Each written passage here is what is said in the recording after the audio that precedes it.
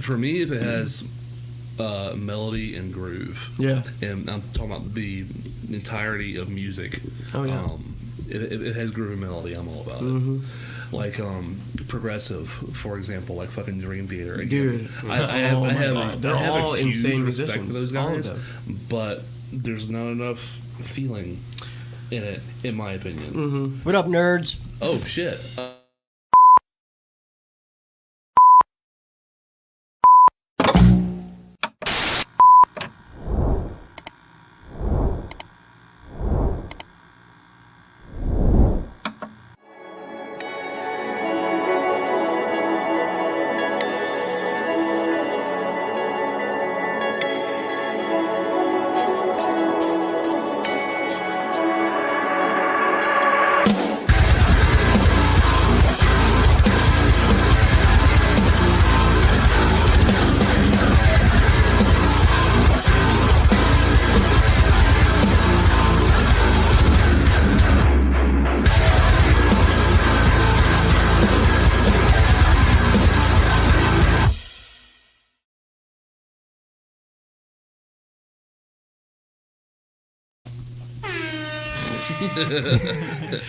Hi.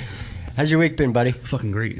Good. Been a little sick, actually. Have you? Getting over it, yeah. Oh, poor buddy. Yeah. What's wrong? Poopies? No. Oh, okay, good. Head cold. Oh, those are the worst. Yep, I'm getting over it, though. Just about over it. Good. Yep. I have officially killed an entire bottle of Mucinex. That's what's up. Yep. I don't know what that is. Oh, it's shit that makes you fucking Feel better? Sneeze and cough and get all the mucus out. Okay, Yeah. good. Sounds awesome. Yeah. Lovely. Rob was at a party. the result is the important part. Yeah. I bet you that's great. Yeah. Actually, it usually tastes like shit, but what I bought is actually not bad. Oh, good. Yeah. You know, medicine always has that medicinal taste to it. This shit that I got is all right. Is it habit forming? Are you a fucking Mucinex junkie now? No. Okay. No. Absolutely I not. don't need you out here laying in the yard all jacked up on Mucinex or something. Just snotting all over the place. We'll save that however for. it works. I don't know how it works. We'll save that for the May 4th show again. Yes. Oh my God, that's going to be a great show. What does May 4th fall on this year? It's going to be a good show. I got to get the crew back together.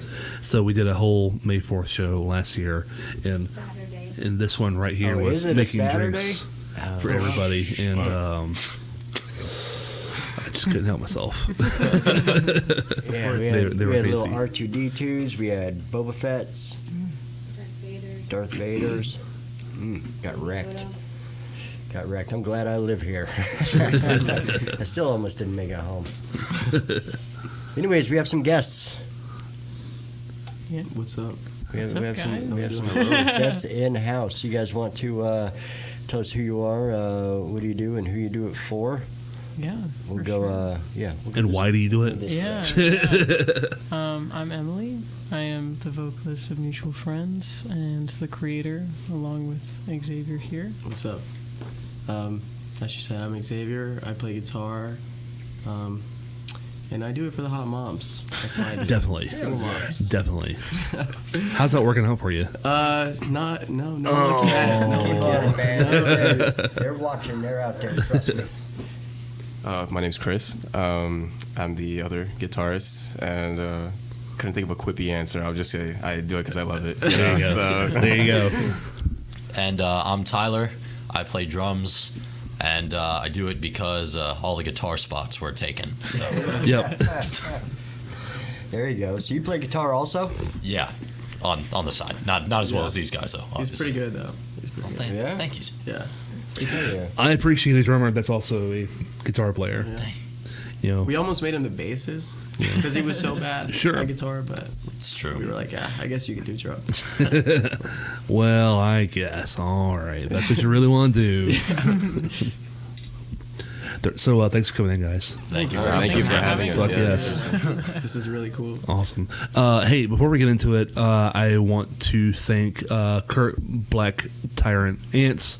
Yes. They his organization, whatever the fuck you want to call them. He's been doing our flyers, and it is fucking incredible. So want to give him a quick shout out. Yes, one of today's sponsors of the show, whether he likes it or not. Well, We got a few of those. you're right. Just people I like. I'm like, you know what? I'm promoting your business too. Deal with it. Get ready for that influx. All the money just raining down on Kurt's little bald head. It's gonna be great. How long have you guys been at this? We've been a band for a band. We've been a band for a band. We've been a band for a year. December. I think it was December. What was it? December 1st would have been of last year. Or the first time we played a show. That was the year. But I think we started in October. Okay. So a little. We rehearsed for over a year. 2 months. Yeah. First. And then, That's good. yeah. That's good. Yeah. No, yeah. Some And shit I had down. been in a couple bands beforehand, and I was kind of making it a point to hey, let's really rehearse Yep. and do something so we don't embarrass ourselves. Right. For sure. And the first show went well. We played to maybe 5 people, but it was still awesome for us Yeah. because we were really proud, and we were okay, this is the moment that we've all been. We've been rehearsing for 2 months straight for. We were rehearsing for 3-4 times a week, pretty much, for that one show. So, yeah, it was good. Yeah. You guys have some shows coming up, I believe. Yes, we do. Yes, we do. We've got Gainesville, one March, on March 2nd in Gainesville. I know that Emma from TMIC in Tallahassee is teaming up with Swamp Records in Gainesville, and we're gonna have a house show. So, but the house is not been decided yet. So we'll just go with March 2nd Yeah. at Swamp Records. Check their Instagram; they'll probably have some updates there. And then I think we've got some tentative ones also in March, like March 13th and March 17th. But for sure, we're playing at Legacy at the Riverfront on March 30th. It's a huge lineup. Yes. Huge lineup. If you guys went to that December 9th show with the 20 bands, it's Yep. gonna be something pretty similar to that. Yeah. Also, we have tickets for sale. Yeah. I'm pretty sure it's called $10. Jambo. I think it was Yeah, called. we have tickets for pre-sale, so let us know. But yeah, You guys did play the December 9th show, we right? did. Okay. We played last. Yeah. I just As well. barely caught the tail end. I was trying to get out to him, but walking through that crowd, 10,000 conversations on the way out the Yeah. door. Sure. And I just Yeah. barely caught the last end. And I text her, I was like, where you at? And she's like, oh, I'm up front. And I was like, fuck, it sounded like the 30 seconds I heard sounded great. Thanks so much. Yeah. Thanks, we Yeah. appreciate it. Yeah. But we finally ended up coming out here, so Yeah. it worked Yeah. out. Yeah. Cool. I'm sure you guys get this question a lot.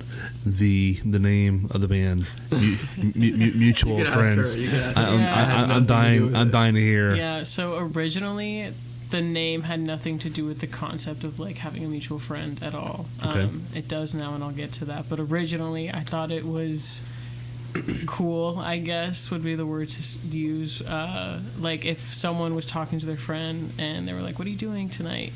And they were like, "Oh, I'm going to go see Mutual Friends." And they're like, "Oh, who? Which ones? Who do we know?" No, and they're Mutual Friends. No, the band. Yeah. So I already told you, damn it. yeah. So that's how it started. But then it fell into place where everyone that became a member of the band was it came through mutual friends. Yeah. Everyone of us. Oh, that's awesome. So, yeah. I wouldn't know these guys if it wasn't through those mutual friends that introduced me to them. So it all worked out. Yeah. Mm-hmm.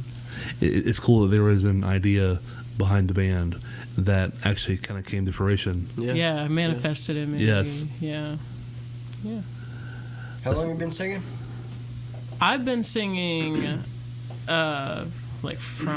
since kindergarten. I can remember being in chorus, but I didn't take it seriously and start actually kind of putting my own stuff out there and showing my singing to people until I got here 4 years ago around now. So yeah, for over 4 years I've been showing people my voice. That's what's up. Yeah, I love it. Having been in chorus, was there much of a transition for you, going from in a very structured environment to.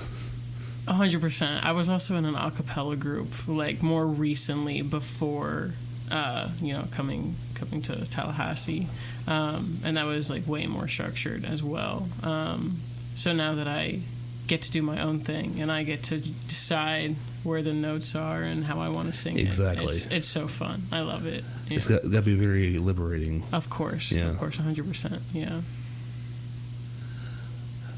There was. Oh fuck. I got you. Don't worry about it. Okay. All right. Go for it. Xavier. Yes, What sir. kind of strings do you use, buddy? Oh Okay, no. You're welcome. Oh. I use Kinda help. Didarios. I use. It depends because I'm a metal player, so Yeah. like if I'm tuning really low, I'll use heavier. But there was a point where I was using 12 to 52s in Nice. E flat or standard. Yep. With like super high action, and then I was like, what am I doing? This is really hard.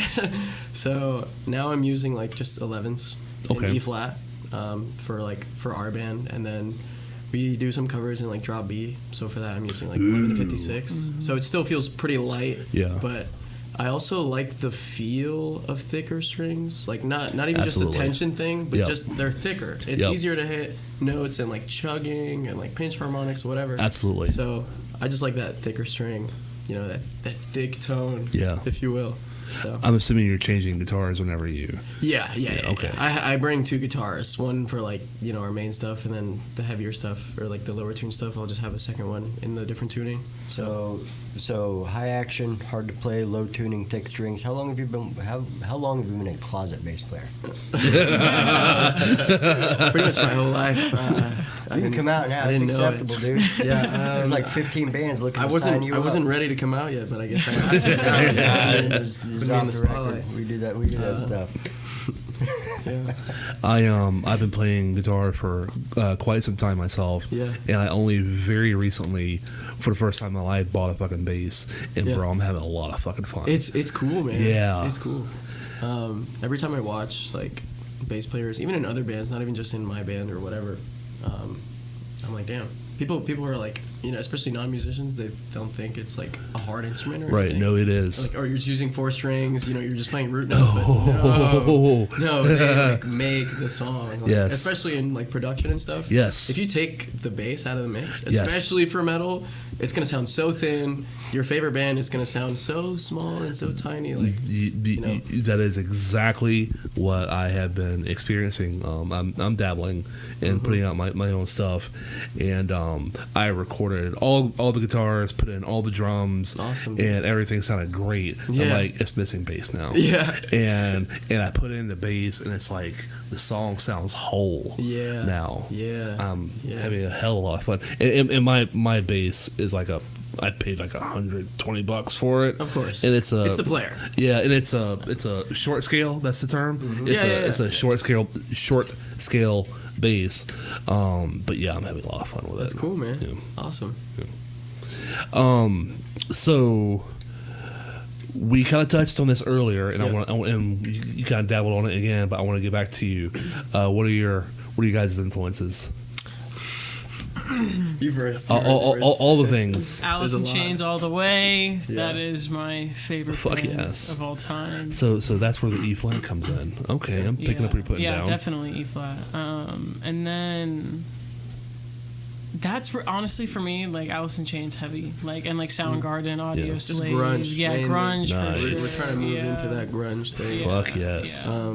Me, I've only been playing for 4 years, self-taught, and I really was into Stevie Ray Vaughan and like Jimi Hendrix. Oh, nice. So they obviously Oh also fuck! So tune to you're, E flat. so you're playing fucking blues licks Yeah. with a grunge, Like Jerry Cantrell. Yeah, that's like- literally, yes. that's literally Jerry Yes. Cantrell 101. Oh fuck yes! Are you but- are you single? No, I'm kidding. I'm am fucking if you kidding. Right. So we're matchmakers.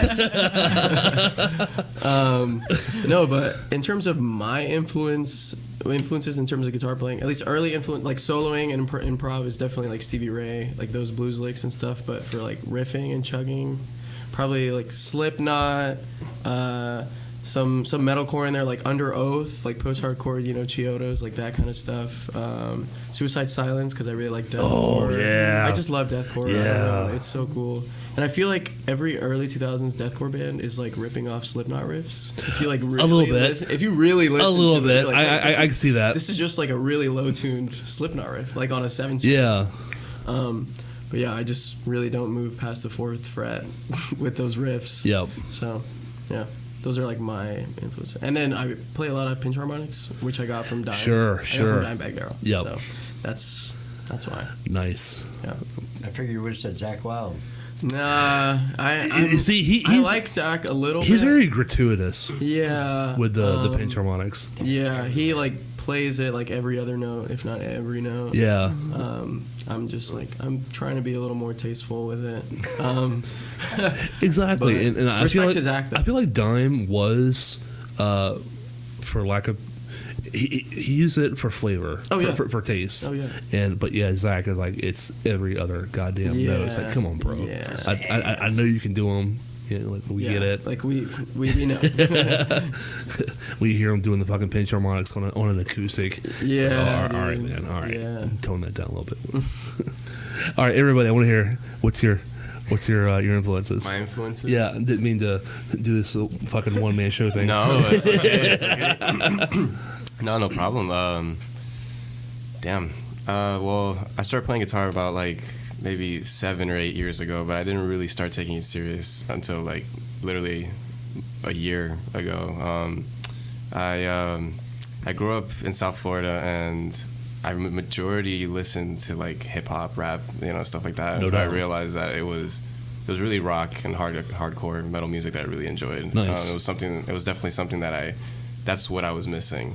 And my dad was the one that got me into listening to metal, and my favorite band is Metallica. Yes. I get a lot of shit. We know. I get a lot of shit for this, but my favorite band is Metallica. My influence is James Hetfield. I love his style of playing. I love the music they make. Their old music. I don't know, the music now is kind of shit. But Yeah, I mean, Dave Mustaine wrote that. Dave Mustaine. even though Dave Mustaine, there's controversy behind that. But growing up, I listened to a lot of that and Iron Maiden.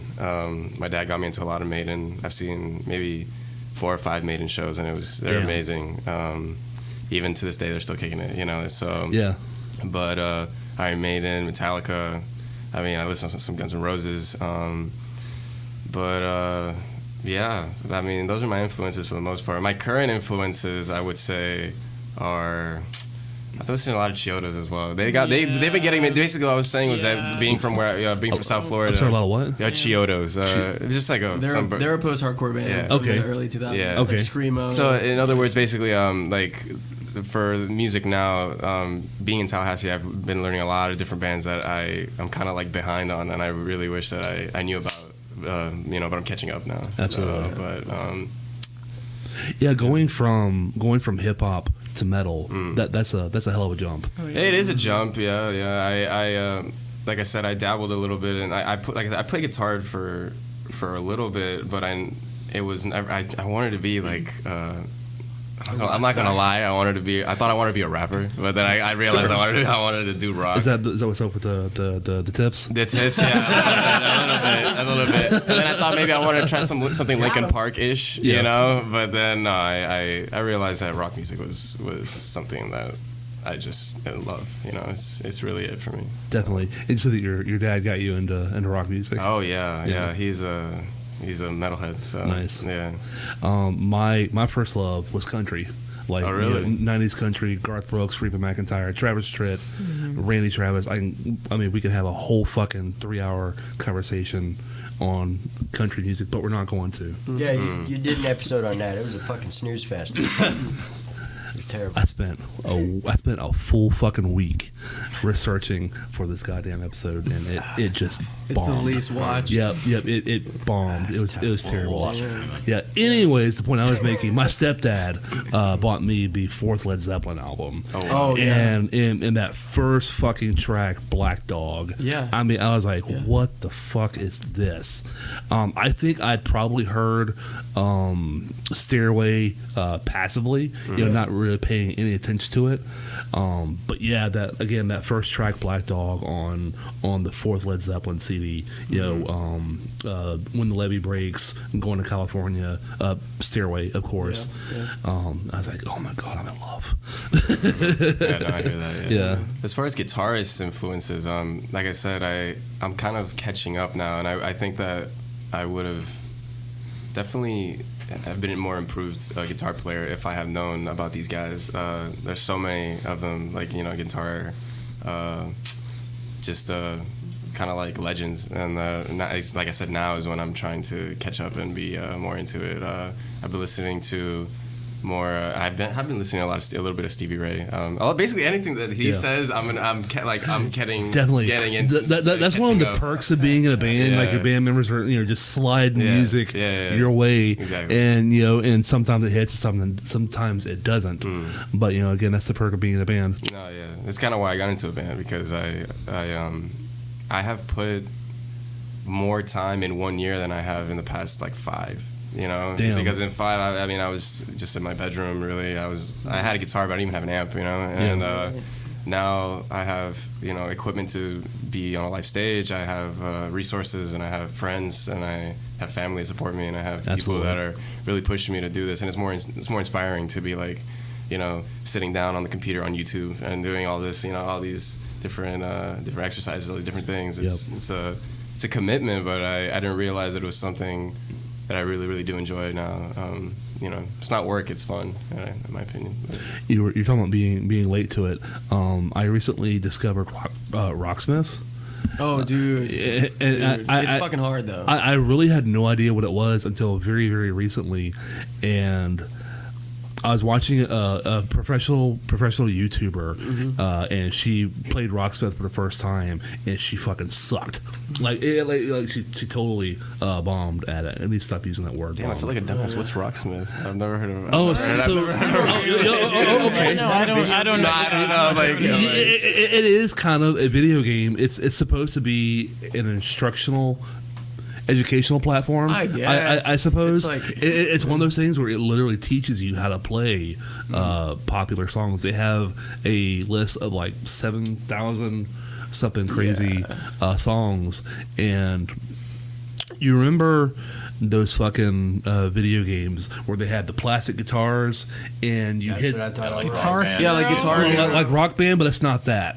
You're using an actual guitar. Right. You're using You a actually have to real. play. I would not recommend Rocksmith if you're actually trying to learn how to play. Yeah.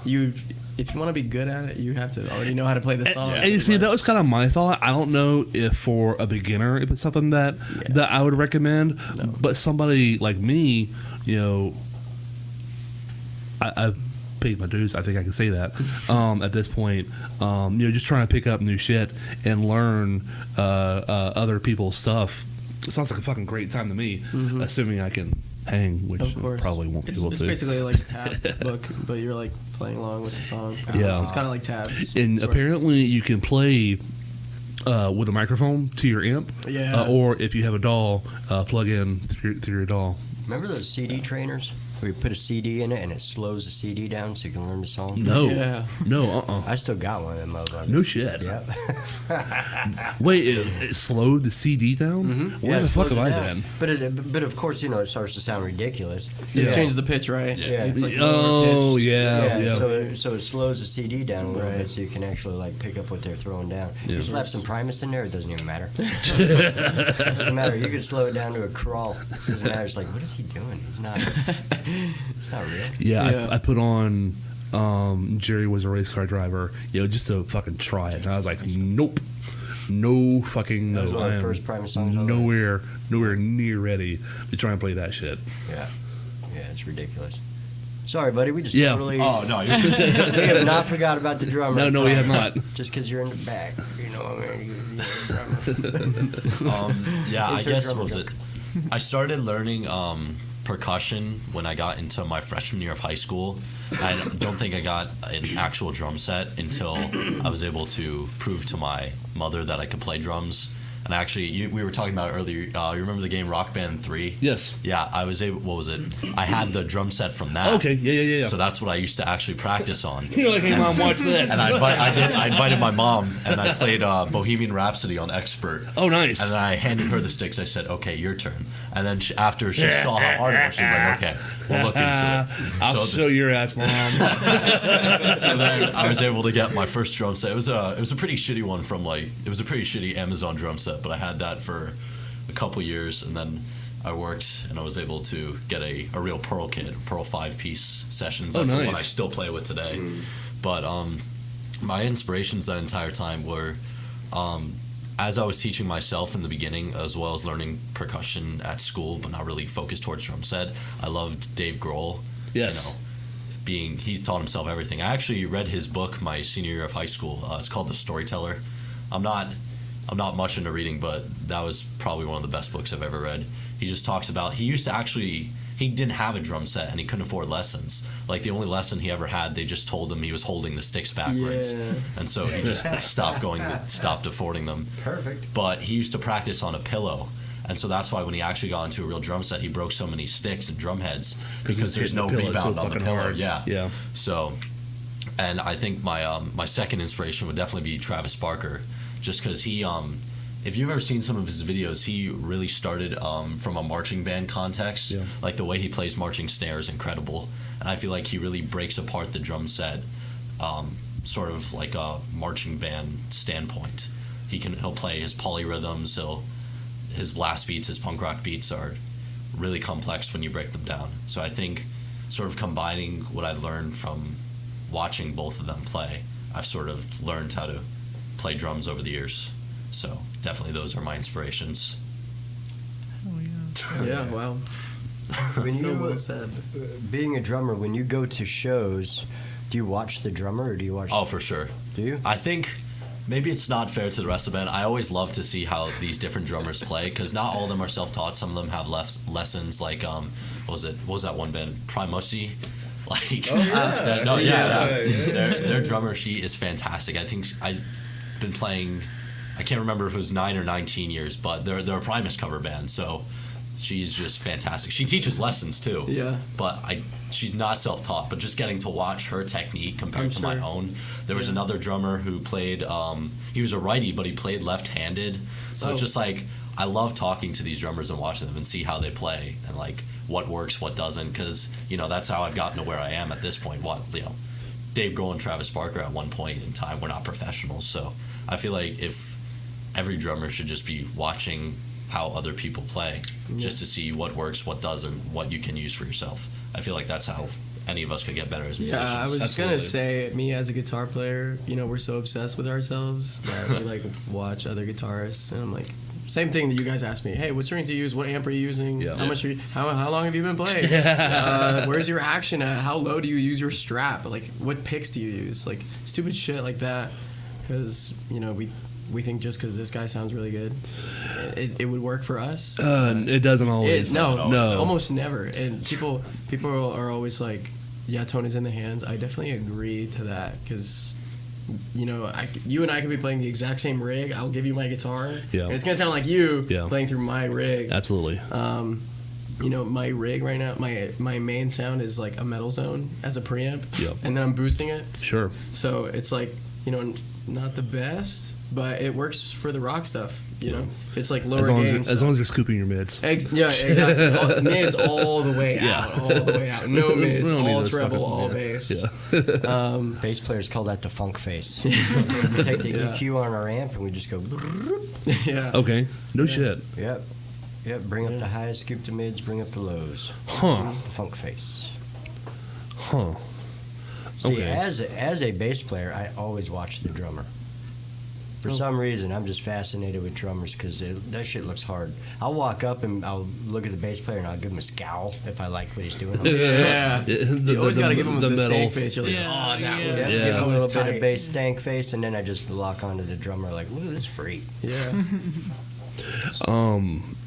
Having dabbling in bass a little bit myself recently, the last show that we went to, whenever Dave's Dave's last night played. I was on their bass player Tyrant the whole fucking show, and he's like 14. 14, 15. Yeah, and have you seen him at all? Have you seen? Who was this? Dave's last night. We played with them on December 9th. Oh, They had that was young- the yeah. Well, Yeah, okay, yeah, that we saw doesn't them. necessarily Yeah, you got yeah. a chance to see them though. Yeah. I watched their whole set. No, that was great. It was great. Yeah, And they're all extremely talented and very very nice guys. Like they're all such great people. But their bass player, again, he's 14. I'm so excited for him. He is so goddamn good. Yeah. He No, is he was good. ridiculously good. But yeah, I loved his shirt last show too. Oh yeah, Tax the poor. Tax the Poor. Yeah. That's so funny. I like funny shit. Anyways, yeah, no, I'm excited. I'm gonna be watching that kid close. Yeah. And of course, Dick. He's a fucking brilliant musician. Yes. So kid's got good upbringing. I'm drawing a blank. Take it away, Rob. I forgot what I was gonna say. Oh, okay. I had something. I just Yeah. Any. Sorry. Yeah, we do. Yeah, we got What? Oh shit! We haven't done anything with the fucking chats, have Not we? a thing. Oh, my bad. We were actually, talking. Yeah. All right, so we got Samantha says welcome. Samantha. Tim says welcome to OTR. Samantha says welcome mutual friends. Hey, thanks. she says Thanks, it Samantha. again. Thanks, Samantha. Question. She said something about louder on those whispery fucking trees. Okay, wow. And she says first two only. All right. What was that? I missed it. Louder. Oh, Louder on the whispery okay. fuckers. Yeah. She said. She asked, "How do you think your friends describe would you? How do you think your friends would describe you?" Oh, What? shit. Was that English? I think your friends describe what you. It's like Yoda. Oh, okay. Right? Busy. I think literally I've never been so busy in my entire life. Well, especially now that you're in a band and shit. Yeah, I'm a It's full so time. hard to schedule Yeah. with each Oh other. my too. God, yeah. We're like, hey, can we? Like, there's the amount of times where we can. The four of us. I mean, there's five of us. But there are four of us can do Thursday at 6 p.m. precisely, but we can't do 7, and we can do 5. But then this one member is like, oh yeah, I can't do 6, but I can do tomorrow. Yeah. I'm free all day, and then all of us are just busy all day. Right. So we can't like it's like almost impossible to fucking schedule something. But yeah, we make do. We make it work somehow. Like we actually got a cop the other day. It was like 2 p.m. 2, 3 p.m. Four, Or was it 4? 4:30 It was still p.m. bright as day outside, and Yeah. a cop comes up. We had the window open, to be fair. was We hot. rehearse in a band room, like maybe this big, maybe like slightly smaller than this. And a cop came to us and he was like, "Hey, you guys gotta turn down. Like I can hear you guys from like shit. 2 blocks over. We got a call, and I really don't want to give you a ticket." No, he And was we're like, itching for a "All fucking right." ticket. Yeah, He was like All right, scratching his bro. neck to give us a ticket. Sorry. But we had no, to. please give me the ticket. He was itching for one, Jeez. but whatever. But no, yeah, that was the first time that we got a complaint like that, and we've played till like almost 11 o'clock before. So Damn. I don't know what his deal was, but Yeah, we used to play on like the second story of an apartment. Oh, yeah, complex yeah, and, that's like, it. We're never in a got house single now, noise yeah, to but- play. 4 p.m. I'm assuming somebody's probably working from home or some shit. I guess Maybe, I don't know. Maybe it was just the weird. baby's down for a nap or Yeah. something. Yeah, Maybe fuck the baby. I don't know. Hey, man, they don't want to hear the good shit. Yeah. They don't- Apparently. the baby needs to learn. The baby needs to listen The to some baby needs to real listen to some real music. fucking Yeah. music. Some real Yeah, no more of that Barney shit. No. What is it? Fucking Coco Melon? All the kids are watching yeah, now or whatever. Bluey, Coco Melon, yeah. Should have charged that cop $5 for cover. I'm He didn't seem like a fan. Hey, bud. saying. You Yeah, can't get yeah, in he here. You definitely can't get in here. yeah. Yeah, sorry, dude, no trespassing. Lawyer. This is private property. Right. Where was that? Jonathan says, "Can't go wrong with a metal zone." Yeah. Hell yeah. So that's a question I have to actual active musicians, because I'm not active anymore, so I don't pay much attention to it. Sure. But tone can be done with all these little tiny processing boxes, right? People ain't even taking amps to to Yeah, fucking like gigs anymore? M-Sims and Oh profiles yeah, and stuff. I don't. Yeah, Yeah. whatever. I don't know if this is true, and I can't remember the name of the band, which is unfortunate. Apparently, a major act was playing a show, and their Tone Hub subscription ran out. Oh my god. 5 minutes into the show. That's awesome. That's a great story. Tone Hub subscription. That's crazy. That's awesome. Me totally get Sorry, I error can't play a message. show. My subscription for my amp ran out. Does anyone have Like- change? And apparently, it gets better. Again, I don't know if this is true. It gets better, though. Apparently, they're asking people for credit cards so they can go ahead and renew the subscription. Yeah. Yeah, asking the crowd for a credit card to pay their fucking subscription. No, that's great. kind of fucked. Crazy. Yeah. That's crazy. I wish I could remember the name of the band. It's gone, but No, yeah, put them on blast. yeah. I don't know. I guess I don't really care one way or another, whether they're using Tone Hub or Yeah. or an amp or whatever it is. I don't really care. Right. Yeah, it takes away that work ethic of toting your shit around and loading up. It does take away from that, and that shit does build character because we all have fucking stories about loading in, loading out, and getting home. Dude, at fucking oh my fucking god. Drum kit. getting You home can at ask them. After every show, I'm like, I fucking hate carrying my shit yeah, every single getting day. home at 3 o'clock in the Heavy-ass morning and tube just amp. throwing your shit where the fuck it lands, and and it'll be there the next day, and then like 8 o'clock the next morning you see your pile of shit in the corner. It's like, oh, what the fuck did I do? The last show, I put all my gear in the living room, and it's been sitting there Yeah. for like a week now. I haven't put it back in my room yet. 'Cause But it's- that brings I the don't question of which one would you go with? Which one would I go with? Would you tuber solid state? I feel like I know people that swear by the just straight up solid state. Yeah. I have this guy at Guitar Center. He doesn't work there anymore, but he would just not chew my ear off about his Line 6 Helix. Just basically this platform and anything, his everything, his signal chain, his tuner, everything is on this one box, Like a stomp and box, like yeah. a stomp box, and I guess which one, that brings the question of which one would you go with, like being amp, solid state or tube, and I don't know. Well, I am a dime-ite for and he was a tube guy, but I kind of prefer solid state. Yeah. I know tube is warmer. I just prefer They are. solid state. I use tubes, and I think solid state sounds great. I think all the amp profilers and stuff, they sound killer. And like you were saying, I don't care if my favorite band is using it. You can't tell in a mix. It's so fucking loud. It really doesn't matter.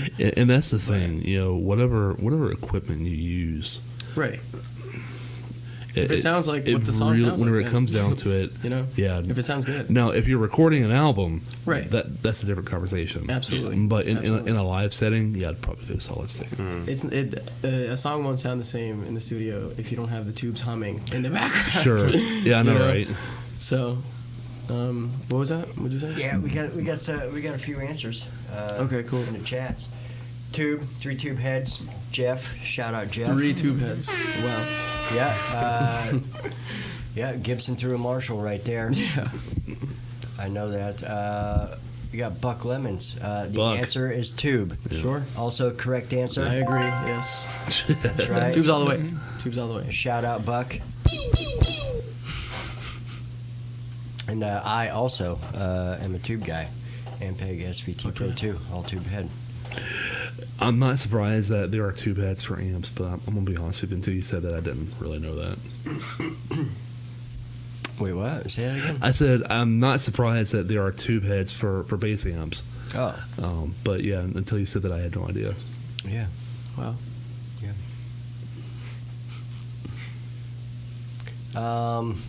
Buck says, "What's up, fam?" Pew fucking pew. Jonathan does make a good point right here. He says tubes are cool if you got a road case, but solid state is just tougher. And there was many a times that I drug my head through a parking lot because I did have a road case with a power conditioner and all that shit in it. And I was like, I don't know if this thing's gonna fucking work. But it's rough, dragging it up the steps, dunk, dunk, dunk. I'm like, I don't know if this thing's gonna flip on or what. It did. It did. Worked every time. I don't think I ever had an amp failure. Oh, I have. I've had batteries go out. I've had my power tubes were really. I haven't had a problem since, and I still haven't changed the tubes. But the power tubes will just cut out randomly if I push the volume too much, and I'll just get a volume cut.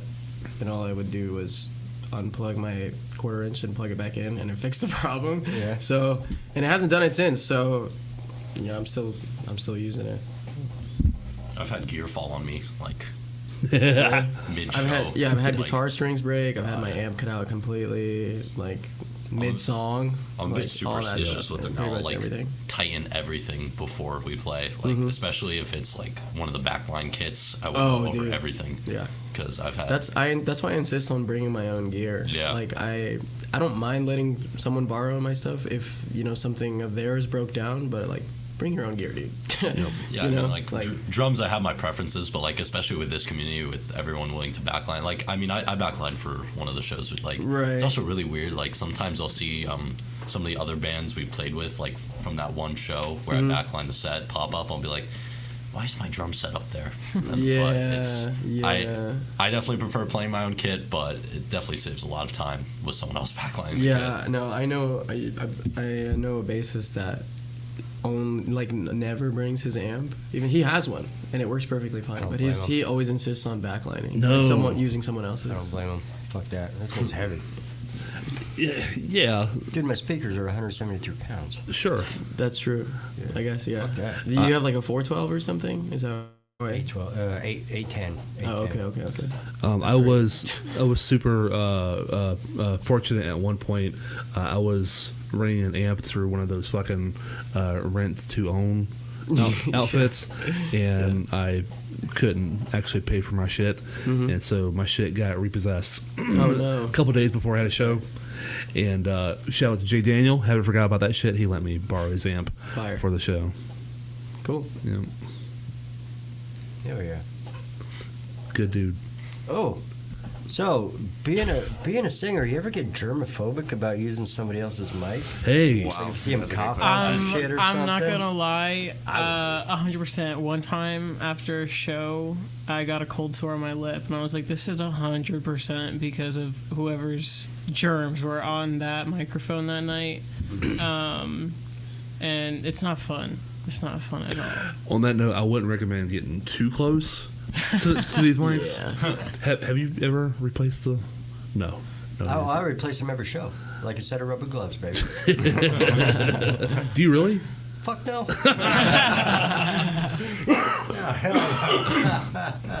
Ooh, Buck has a good point. He said, "Jeremy, you should totally cut the sleeves off that shirt." Yes, I would, but then I'm afraid that I would be mistaken for you, Buck, and I would be swamped with just sexy ladies just falling all over me. I have shit to do, man. I think you're okay. Think I'm good? Yeah. Why is it the beard? Yes. Yeah, he's got a lot more beard than I do. Yeah. Jeff says, I babied my Marshall head. It sat in the front seat while Jeremy and Ian sat in the back. That is true. That is true. Oh, we have a question from us. We have a question from us? Yes, Off the Record Music Show asks, what's the best concert you've ever attended? Okay. Easy answer. Yeah, Please. I've only ever attended one, ever. Other than local shows, that doesn't count, I don't think. So I've only ever attended one concert, and it was this band called Hail the Sun, and it was fucking awesome. Okay. So they sounded even better than, I already knew they were going to sound good. Hail the Sun? Yeah, it's called Hail the Sun. Okay. They're modern post-hardcore. Okay.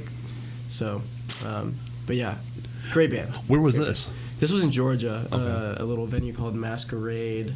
They have a show March 30th and March 31st also at the Masquerade again. Okay. I'm going to see them. So, yeah, excited for that. Awesome. I gotta think. Y'all got you two can go. I have to think. I think the best. Well, I was gonna say Maiden, but no, I will say I think the best show I've ever seen was I saw Rush in.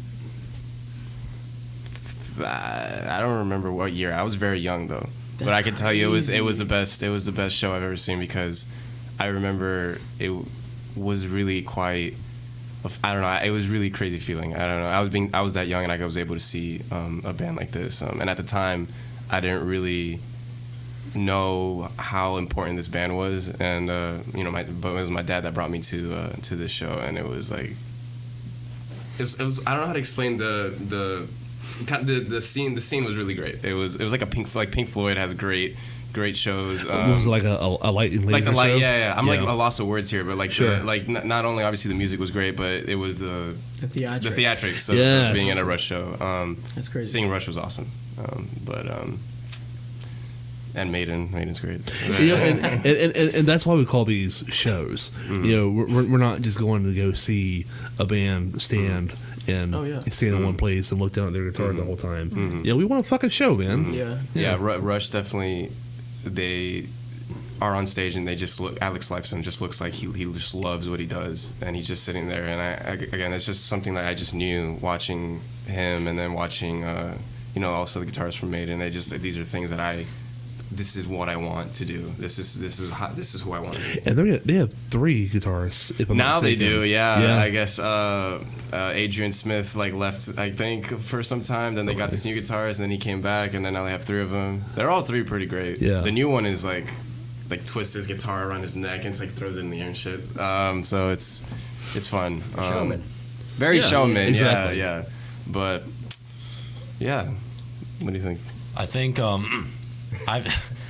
it's funny because I've seen a lot of like heavier concerts, but like the best concert I've ever been to was I saw Matchbox 20 with my mom. Okay. And what was it? When Matchbox 20's first album came out, my mom was 19, and when I saw that show with my mom, I was 19. So it was just like such a fun part of history, getting to see that with my mom. And it also got rain delayed for 2 hours, and we were just sitting there in the crowd. There were some.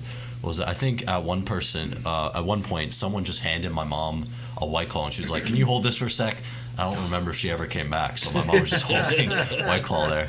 And then finally they came on after 2 hours, and they played the full 2-hour set, and it was just such a fun memory. I don't even think it was the show in general. I think it was just being there with my mom, getting to, really feel the power of music there, and just the memories associated with that probably made that the best concert I've ever seen.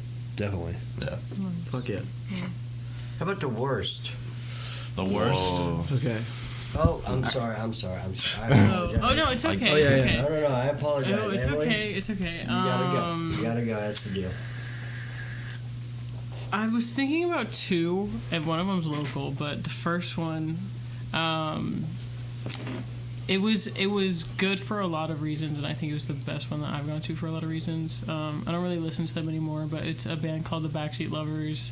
They're kind of like a indie alternative pop band, but when they first started out, I really liked them, and I was like, one of the first listeners, that kind of thing, and I had bought a concert ticket for them like months prior to this show date in Jacksonville, and by the time that show came around, they were huge. Like, they were way too big to be playing at this tiny venue in Jacksonville. Like, we played at this venue in Jacksonville. That's how kind of like local, I guess it is. So for like an out of town band that big to be playing at a local, just like hole in the wall, it was kind of surreal to see them and then to play on that same stage. And it was just like packed. The whole place was packed. And it was like very intimate. It was very, very, very intimate. Like that's the best. Yeah, and like the lighting was very good. And I think they tried to. I think they were very intentional with the way that they kind of played that show, because it also put into perspective for them. I feel like kind of how big that they've gotten to see like that many people in such a small space. And then when I saw Medians here, I had like a whole like revelation. I remember that. Saw that we were on a bill with them. I saw their sound check, and I had never heard of math rock before at all. Like, I didn't know that it was a genre, didn't even know what it sounded like, and then to hear Dallas do his thing on that guitar was crazy. It was and I felt like I was ascending, and then just from the sound check. So when I saw their whole set live, I was like, wow. It's cool whenever the show is damn near a religious experience. Yeah, no, and it was at 926, and their sound and light guys are like they're very good. So it was like an experience. Yes, they are. It was great. It was a great show. Yeah. What about your worst show?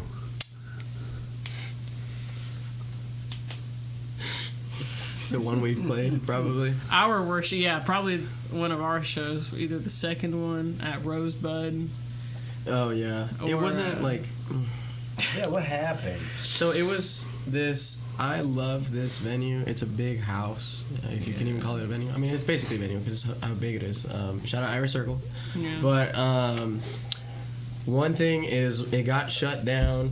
Like, we had to turn all our amps down because cops showed up, obviously. That's the one you were telling me about. No, different show. Yeah, different show. Cops showed up, so we had to turn everything down. And so, obviously, we couldn't hear ourselves because all the crowd is, like, right in front of us. Yep. Like this. And they're all yelling and screaming, which is great. I appreciate it. But, like, we couldn't hear shit. Yep. And also the PA, there was no monitors either because it's outside. And the monitors are, like, 5 feet in front of us. Right. Like, Not they're the facing PAs. us, Yeah. yeah. Like, facing the crowd, obviously. Yep. So we could barely hear ourselves. All you can hear is the drummer, obviously, and maybe the vocals, if even. A little bit. Yeah. You hear yeah, every now and then. It's like, Yeah. that's all you're hearing. So maybe that. Yeah, honestly, yeah. I also I lied. I've been to 2 concerts. I saw this band called Ice Nine Kills. Oh. Yeah. My friend really likes them. I had never heard of them, but they're like very theatrical. Like they have a whole album on like just horror movies. So that's the album that they played at the show. But and the other bands that played with them, like that opened for them, they were all playing the tracks, and it's really obvious, especially me being a guitar player and just a musician in general, and like seeing a bunch of live shows like from right here. Wait, and also so from really far away. they weren't even actually playing?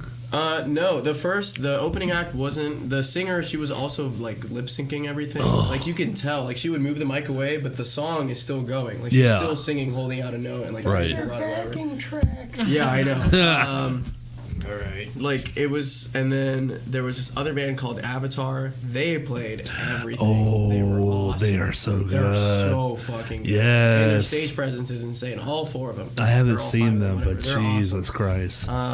Then there was this other band, I forget the name, but it was all theatrics, same thing. Like, it really wasn't about the music, and it was more about like the show. what was going on. Yeah. Which isn't really my thing per se. Like, I still want to like the song and watch Absolutely. something cool. Yep. But yeah, and then Ice Nine Kills, it was same thing. I'm pretty sure they were playing the tracks, like, I don't know. That's It's unfortunate. kind of boring. It's like sterile, Yeah. I don't know. It takes the rawness out of it because it sounds exactly like what you're used to hearing. It's like, I know, I want to hear the guitar player fuck up or something. You know what I mean? Or like, I want to hear him slide his hand up, or you know what I'm trying to say. All the idiosyncrasies. Exactly. The little nuances and whatnot. Yes. But, I don't know. It was still cool to watch, but I wish they were actually playing. Definitely. So that was probably the worst show. I've Damn, been that to. sucks. I know. I'd be pissed off, But man. I'd be so It's pissed. all right. Yeah. It is what it is. So the worst show, I'll say that I don't think I've ever actually been to a show that was like bad. I've enjoyed most of the shows that I've been to. I guess the most disappointing show was I went to Okeechobee in March. It was a music festival called Okeechobee Fest, and it was this event where you camp out for like 4 days, and it's just kind of like an all-around soul, R&B, rock, anything kind of music, like electronic music, whatever. And the reason I wanted to go so bad was because Turnstile was going to be playing at this event. And I don't really give a shit about any of the other music in this lineup but Turnstile, and I thought this would be the only opportunity I could do that in the state of Florida, at least. So I go out and I went to the show, and like 2 days in, I'm super tired, everything. Man, it was just the most fucking disappointing thing. I really since then I've been listening. Up until then, I was listening to some hardcore music, and I thought this would be the closest thing to hardcore. I thought it was gonna be so fucking awesome. Like, there's so many people killing, like crowd killing and all that. That was the most fucking boring thing. Man, these guys were like, I love Turnstile. Really, it's like, I'm not trying to out them or anything, but just the experience in that place specifically, and it was just not great. It was just like really kind of bland, and I kind of wish that there was just a little bit more.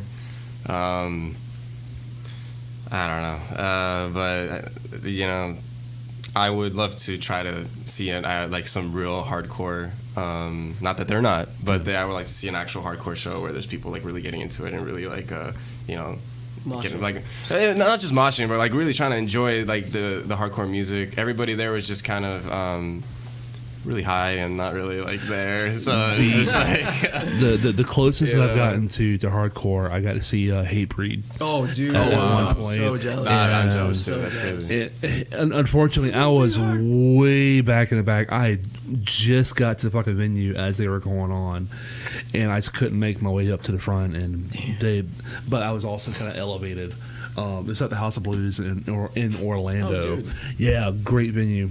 So I at least got to see the show and everything, and oh my god, you just the mosh pits were fucking insane. I'm sure. You know, all people doing, you know, roundhouse kicks and, and all that shit. I wouldn't say that. That's like, you know, like I would like crowd killing is like the heart of like the whole hardcore experience or anything like that. It was just more so. It wasn't. The environment was not fun at that place. But with the concert you're talking about, that sounds like I wish I was there. Like, no. you know what I mean? Although I was far back, I got to see enough that it was. I enjoyed it. I really did. You know, that's awesome. You know. Worst show. Oh man, I drove an hour with a friend. We paid $100 to see the Goo Goo Dolls, which is funny because I liked the Goo Goo Dolls. I was really hyped for this concert, but I don't know. They were just having an off day. Yeah. Have you ever heard some of the songs their bass player sings? Like, no. I knew Johnny's vocals. I'm like, oh man, this guy's great. No, their bass player sings like half the set. It's horrible. Oh. No, he's just not a good singer. Like, in fact, whenever he'd get on the mic, he'd be like, hey, everyone would sit down. It'd be kind of funny. No. But and then awkward. What was it? Right in the middle, towards the end of, I don't know if you're a big Goo Goo Dolls fan. They have this one song called Name, and towards the end of it, he was singing the hook, and someone was like recording on a phone. As you know, do it as a concert. He's like, sir, can you turn off that flashlight? That's really rude and disrespectful and distracting. I'm like, what the hell, man? Wow. I know. I was just so disappointed. It just felt like they were so not into it. And they also tried a new way of playing a song. Usually they have an acoustic guitar. Today they tried it with a keyboard, and it was like day 2 of the tour. They messed it up so horribly, and they're like, we're trying something new. I'm like, don't. Yeah, Don't. you I should didn't have. pay for you to try new shit. Yeah. I didn't come Do to it how fucking you're practice. supposed to. Yeah, that's what it felt like. It felt like a practice. Yeah. But at the end of the day, it was a really funny experience. I just think they also didn't. One of my favorite Goo Goo Dolls song is called Big Machine. They didn't play it. Okay. And you know that happens. Yeah. Like that was the only one I was really hoping for. So then on top of everything else, I'm like, man, not seeing the Goo Goo Dolls again. Yeah. But it makes for a good story. But the concert, no, not a good concert. So I do want to chime in. I'm going to do a 2-parter real quick. I'm going to jump off you a little bit. My first worst show was Eve 6. You know, they had that one fucking song that everybody goddamn knows, and like throughout their entire set, they're just kind of standing there, and like there wasn't a whole lot of movement, a whole lot of action, like kind of like what you said with the Goo Goo Dolls. It kind of felt like they were just weren't into it or weren't feeling it or whatever. And of course, they played that one song at the end, you know, so that way everybody doesn't leave immediately after they play it. Right. And so that kind of sucked. The second one was actually kind of funny. It was at Floyd's. It was on a Friday night. It had nothing to do. There was a long ass line outside of Floyd's. So I'm like, all right, well, obviously somebody good is playing. Right. So I get into the line. I asked them, I said, this isn't a fucking emo band or anything like that. And the girl I asked just kind of laughed, and she never fucking answered my question. I ended up buying the last goddamn ticket that they had, and come to find out the band was something corporate, which is an emo band. Yeah. Yeah, and Never even heard of them. Yeah. you're not missing anything.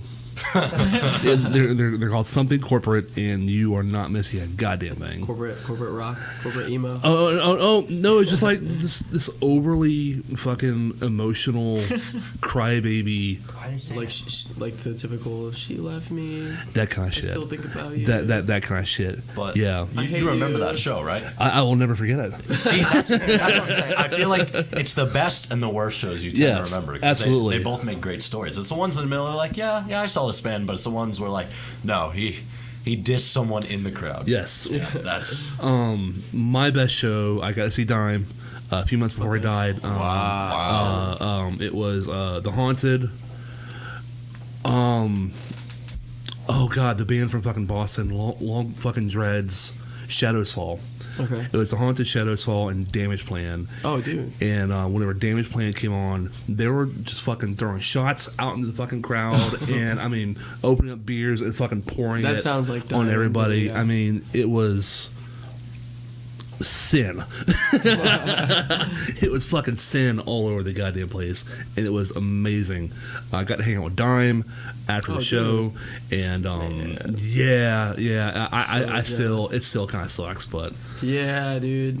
Fuck that guy. Yep. That killed him. Yep, dude. fuck that I guy. thought you were about to say Yep. fuck Dime. No, no, fuck No. that. Absolutely not. Yeah. Yeah, No. clarify who we're fucking. Dime. I mean, I would fuck Dime. No, I'm just kidding. Yeah, it's turned into a different show. Jeremy, you what are your best and worst shows? I'd say my best. I got a tie. Gwar. Definitely. But I've seen him, 5-6 times. Yep. So it's hard to say. And Insane Clown Posse. Okay. But I've seen him 5-6 times. Was ICP the worst? No. Everyone says Chevelle. that. Everyone says that ICP sucks. No, they're and I'm fucking like, great. I don't get it. They're great and self-made. Cool. Yeah. Cool. Worst, Chevelle. Wow. What? It was What? It was like I'm pretty sure it was cardboard cutouts, and they just played, and they just played the CD. Now again, I saw him once, Yeah. so he might have had an off night. Sure. Maybe the fucking Then again, singer's they're- cat died. they're I have not no the idea most- why. Yeah. Yeah, they're not like the most like their music isn't the most energetic. Yeah. I mean, I like their music. I was like, yeah, I'll see Chevelle, and yeah, it was just Where was this at, by the way? Coliseum. Really? Yeah. Chevelle played at the Coliseum. Mm-hmm. Yeah, I was done with the music scene at that point. Bro, I was so fucking done. Yep. And I saw Gwar with Stronghold opened. Nice. Yep. And there was another band that I can't remember, but the bass player for Gwar was a singer for the first band, Metal something. And we went out, partied for a while. Cool dude. Huge guy. Talked to him all night. I was like, dude, fucking ride me around on your shoulders. Yeah. Like I won something. He's like, no, get away from me. I was like, all right, Tim, buddy. But anyways, yeah, that's mine. I'd say Chevelle. Cool. Do we have some more questions in the chat? We got a bunch of comments and such. Jonathan wanted to know, was it Jackrabbits? It was. Yeah? it was. Here, a Love lot that of- venue. I went to a place in Jacksonville and I cannot remember the name of it. You know, Jackrabbits It is was the fucking dope. only venue I've ever heard of out of Jacksonville. It's one of my favorite places. I mean, I've only played there once, but it's one of my favorite places to play. I hope that we can go back there soon. I know that we've been talking about doing a little mini tour, so hopefully we can hit that. We're trying to. I don't know. In the past month or so, over break, I had a revelation on the plane. So the December 9th show. A quick lore. On the plane? Oh yeah. Well, no wait. Yep. I'll get there. I'll get Okay. there. Yeah. And the December 9th show, we thought that was going to be our last show. Oh, shit. Yeah, we were like, fuck this. Yeah, we were- straight we up. were We were like, done. we do not want to do this. Yeah. Just some, I don't know, some creative differences, I guess. It wasn't personal towards each other or anything. Yeah. We just all wanted to do something different. But then we rocked it. Yeah, so we played. Yeah. That was probably like the where it best goes. set we've ever played. And also, like I Yeah. said, we played last out of like 20 bands. Yeah. You know, it was already like 12 p.m. or 12 a.m. I mean, sorry, like 12 at night. So you're not pissed off at me for missing your show? No, Not at all. not at all. It's okay. It's all There'll be right. more. Yeah. We were surprised that people even like We're still stayed there, to yeah. begin with. Yeah. So which we appreciate. But there were still a good like 30-ish people there, and they were all in the front. They were all being engaged. Like they weren't just fucking standing there. Yeah. They were all watching us play. Yeah. And that was great. And then after that we were like, why are we quitting? Like, Yeah. what the fuck? This is the exact reason why we're playing in the first place, because we want people to hear our music and we want people to love it. We're playing for the people, basically. And the hot moms, like I said. Yeah. No, but See, this guy's honest. yeah, we were just like, we took a step back and we were like, why are we quitting? Like, we haven't even really done anything yet. We've only been playing for a year. That was a really great show. Like, why don't we why don't we take ourselves seriously and write some more music, record our music first of all, play outside of Tallahassee, because like you said, we only did it once. Yeah. And do this fucking music thing. Like, so Yeah. yeah. Our seatbelts That's- are buckled. Yeah, And we're so in for the ride. now- yeah. I'm glad to hear that. Yeah, Yeah, for sure. I'm so glad that I don't know we what did it was, but something that night just reignited For sure. the passion. For sure. No, So And not for nothing, had you split ways, you probably would have gotten the itch again in like a month or two. Definitely. yeah, absolutely. I love playing. Yeah. Like, Yeah, I mean- I Yeah. love playing. And I'm in another project right now, so I still would have had that, but I don't know. It's a different genre. It's different people. Right. You can't replace what we got Absolutely. right here with Yeah. us. Yeah. So Yeah. Once I don't know. you get it that high from the stage, it's hard to put it away. I think about coming out of retirement every day. In fact, I kind of have, but the rest of my band doesn't show up. So yeah, whatever. yeah. I mean, Yeah. it's hard. A lot of like the practices, scheduling everything. It's like when things do get hard, you have to remind yourself of that high to keep yourself going. Exactly. It's those shows, because we've had our fair share of really shitty, Oh yeah. Oh yeah. bad Oh, shows. yeah. And you probably will have more. Absolutely. 100%. Yeah. Absolutely. And I say that to say don't get discouraged. No, right, yeah, of yeah, course. of course. But I don't know. Yeah, I kind of like those like shitty shows, Yeah. because there's 4 people, or not even people that showed up, but just the other bands that are playing. Yeah. And it's more like interactive that way, I feel like, because then they're really watching, and you guys can talk after and hang out and whatnot. So I don't know, but it's still fun to play to more people, obviously. And it's a little more nerve-wracking when you're playing to less people, because you're playing to 4 little people bit. versus Yep. you're playing to one crowd. Yep. Like you can look behind the crowd and they wouldn't even know, whereas you have that one person right in front of you, their amp is like, or your amp is like right in their ears or whatever. So yeah, but I don't really think Okay. there's like wasted shows. Like no matter how many Oh, yeah. people are there, Absolutely. it's still the same thing. Like I think I've learned something different from every show that I've gotten to play with mutual friends. It's like even getting more like the originals that we have there. They're probably some of the hardest things I've had to play on drums. And really, Damn. like I I mean, didn't know that. I mean, like I mean, you're the one writing the parts. well, exactly.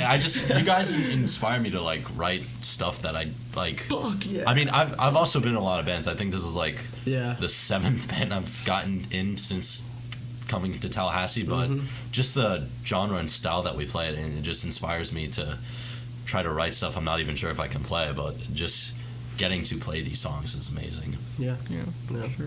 I feel you. That's another thing. It's like we're all, as musicians, like we were talking about influence earlier, we're all like really different. Like he's a punk drummer, this is a metal guy, I'm like a blues rock guy, and she's a really great singer. But still, like you take all of those like influences and nuances, and then that makes our sound. Absolutely. So I don't know, it's pretty cool. You got metal riffing with punk drumming and like a really strong female singer. Like you don't really see that. You don't really see a lot of strong like female singers or female leads in music now, really. So Especially your genre. absolutely. I was just about to say that. Yeah, Absolutely. in this genre, it coming across female singers is not like I don't want to say common, but like sure, I mean, it's not really yeah, not common, it's you know, not. and It's pretty- uncommon. It's uncommon, Yeah. yeah, and it's pretty. I don't know. I find it's interesting to have a female singer, or you know, I would say like the front man to be the you know Right. led by the female. So it's I don't know, it's pretty great. But Here's an interesting question for all of you. Mm-hmm. Favorite female vocalists? Oh man, I have to think about that. Probably, I forget her name, but Haley Williams first. Sure. Because when I was younger, Sure. yeah, when I was younger, I was listening to like Paramore and Linkin Park, Yeah. and like those were the first like couple bands that I was like, whoa, this is cool. Yeah. Like, and this is like heavy as fuck for me. At least like my little 7-year-old brain, I was like, this is so cool. But probably the singer for Flyleaf, I forget her name. Lacey? Maybe I forget her I think- name, I and of think- course Evanescence. Yeah. But just because I like that, you know, that like, I guess more emotional emo kind of thing. But now you have a woman doing it, Yeah. and it's And then it's like, okay, I can subscribe to that. Yeah, And whenever it's- there's but a it's dude up there cool, fucking though. crying It's and pretty everything, it's cool. like, shut up. yeah, it's not like the, you know, like the indie voice, like the I don't even want to do Yeah, it. No, I'm picking up what you're putting Yeah, down. yeah, yeah. But no, and it's definitely more melodic as well. Definitely. Like but they still scream as well, Yeah. which is what I love about that kind of music. But they're still, you know, they're screaming. There's still the heaviness and the angst, if you will. But they're also laying down these like beautiful melodies and like choruses or whatever. So those are my favorites. Okay. I think Yeah. Patti Smith for me. Okay. Yeah, it was like the first record that I got and like started my entire record collection really. But yeah, she's probably my favorite, I think. Yeah, I don't listen to her as much as I used to, but I think I don't think I would have known that like you know, I could or other women could kind of sing in that way and sing that big. So yeah, also Lauryn Hill, you know, not at all like our genre, but I love fuck. Lauryn Hill and like Erykah Yes. Badu. Like I listen to a lot of like him and I we have grown. Our music taste, Our music taste, yeah, has is changed a lot very, in the past year. and it's like in line. Like we both started with that blue stuff. Like Stevie Ray Vaughan, him and I used to talk about Stevie Ray Vaughan for like hours. And then like he would find some new music and he would send it to me and I'd be like, oh, this is good. And then like I would kind of go more into that, send him some stuff, and he would like kind of validate that I was finding like good music, and I was like, okay, we're going somewhere. Yeah. But yeah, like even though you know I you know listen to a lot of different genres, Lauryn Hill, Erykah Badu, and Fucking a lot Christ, man. of those What? women. And Did like, you just say Erykah Badu? yeah, All I right. love her. All right. Like a lot of women in like soul or funk or like Shaka Khan. Oh my god, I love her. Damn. Like there's so many and like that neo soul, just soul like Yes. R&B stuff that is like it hits so hard. Yeah. Robbie looked shocked. What did you expect her to say? Cindy Lauper? That's all I've got to say about that. I just want to have fun. What are you going to do, man? I think for me, was it Xavier mentioned Haley Williams? That's definitely one, but I think the top is probably Joan Jett. I mean, Oh yeah. Yeah. just Yeah. the impact she left. She was like, she made girls in rock mainstream. Basically. Yeah. Definitely. No, So 100%. and also- girls can play guitar. And Yeah. sing. And Yeah, fucking yeah. Haley Williams is riding her. I hate to say riding her coattails. But I get Well, what I you're mean, saying. She Yeah. kind of is a Yeah. little bit. Joan Jett and the Blackhearts. Yeah. It's like, Yeah. But they still sound good. At least she still sounds good. Yeah. And it's Yeah. not like Motley Crue, you know, in their 70s still wearing the fucking spandex. Yeah. yeah. Trying to be. But Haley Williams? Yes. Yeah. Yeah, okay. She's at least doing her own thing. Oh, yeah. Yeah, yeah. Oh, yeah. And she's fucking great at it. Yeah. So, You know, all what power was to it? her. Joan Jett and Haley Williams have both performed with Foo Fighters and Dave Grohl. Now that I think about Yeah. it. That's fucking Yeah. awesome. Yeah. Yeah. So, It all comes back to Dave. right? Yeah. Yeah. Favorite female vocalist? You know, I'm drawing blanks here. I don't really. That goes to show that we need more. Sure. We need more common female. I would say Cyndi Lauper. I feel like girls just kind of want to have fun. Oh, okay. You know? I'm gonna flip on you a little bit. Guitar. So you're pretty into hip hop at one point. What about female hip hop vocalists, artists, however you want to? Salt and pepper. TLC. Damn, I'm not gonna lie. I'm drawing blanks here, man. No, I okay. don't know. I just like Gangsta I mean.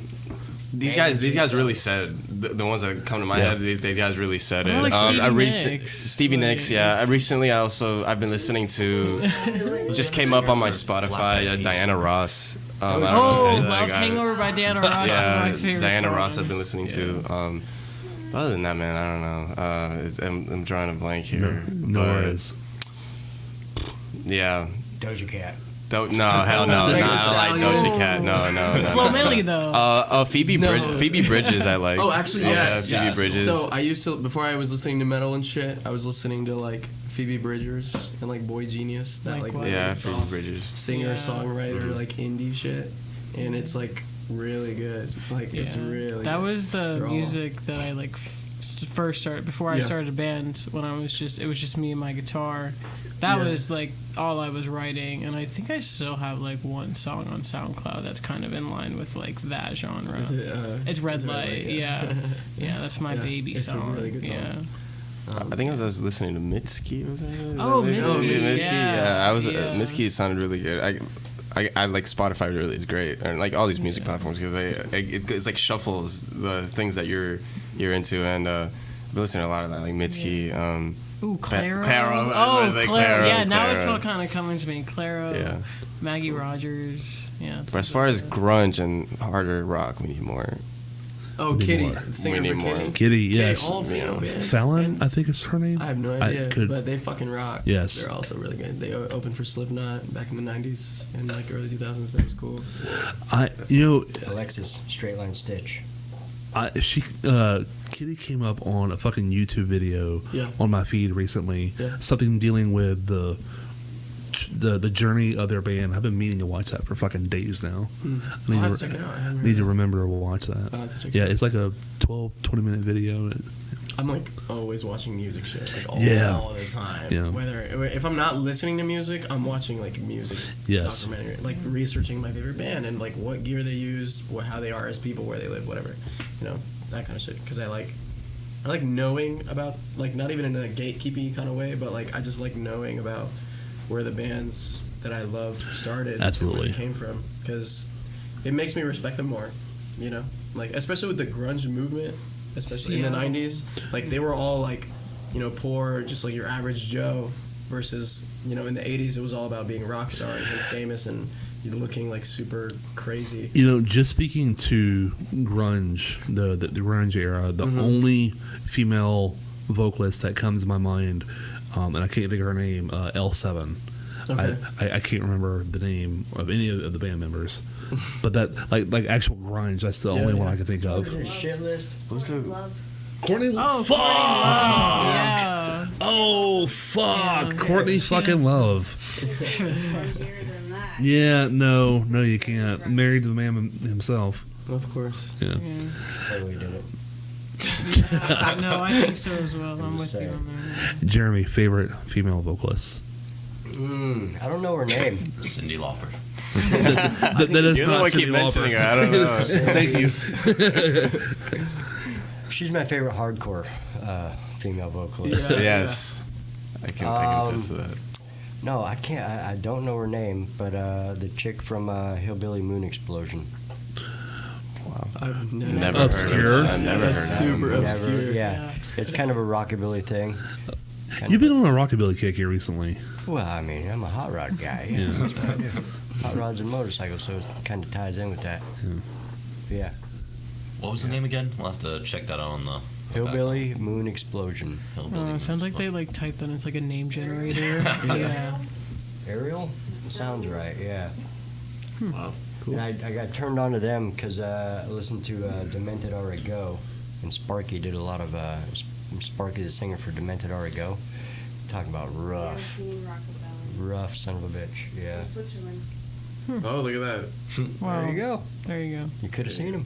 I could have seen it. I saw Maiden instead. So well. shit. That's a fair Choices choice. have Yeah. come.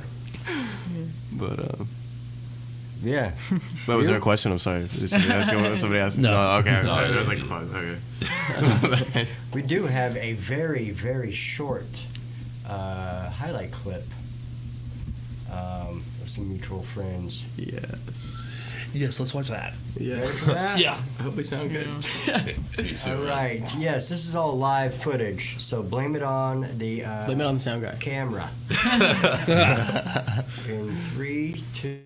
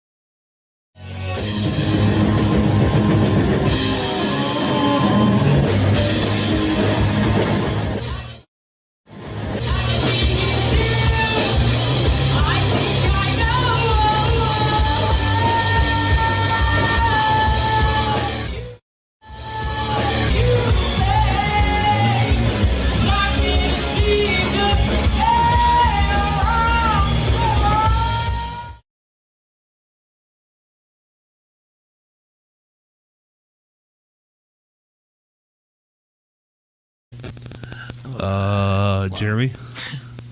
We're back. Oh, Jeremy. We're where'd he go? Bueller. So Jeremy We are back. Hey! We were hedging bets on we were hedging bets on how long we were going to take. Yeah, sorry. Sometimes it takes a while to roll this thing up. Right here. Yeah, Emmanuel Hutter. Hutter. The Hillbilly Moon Explosion. Nice. Yeah, not exploration. That's right. It could be though. Moon exploration. That's a whole thing these days.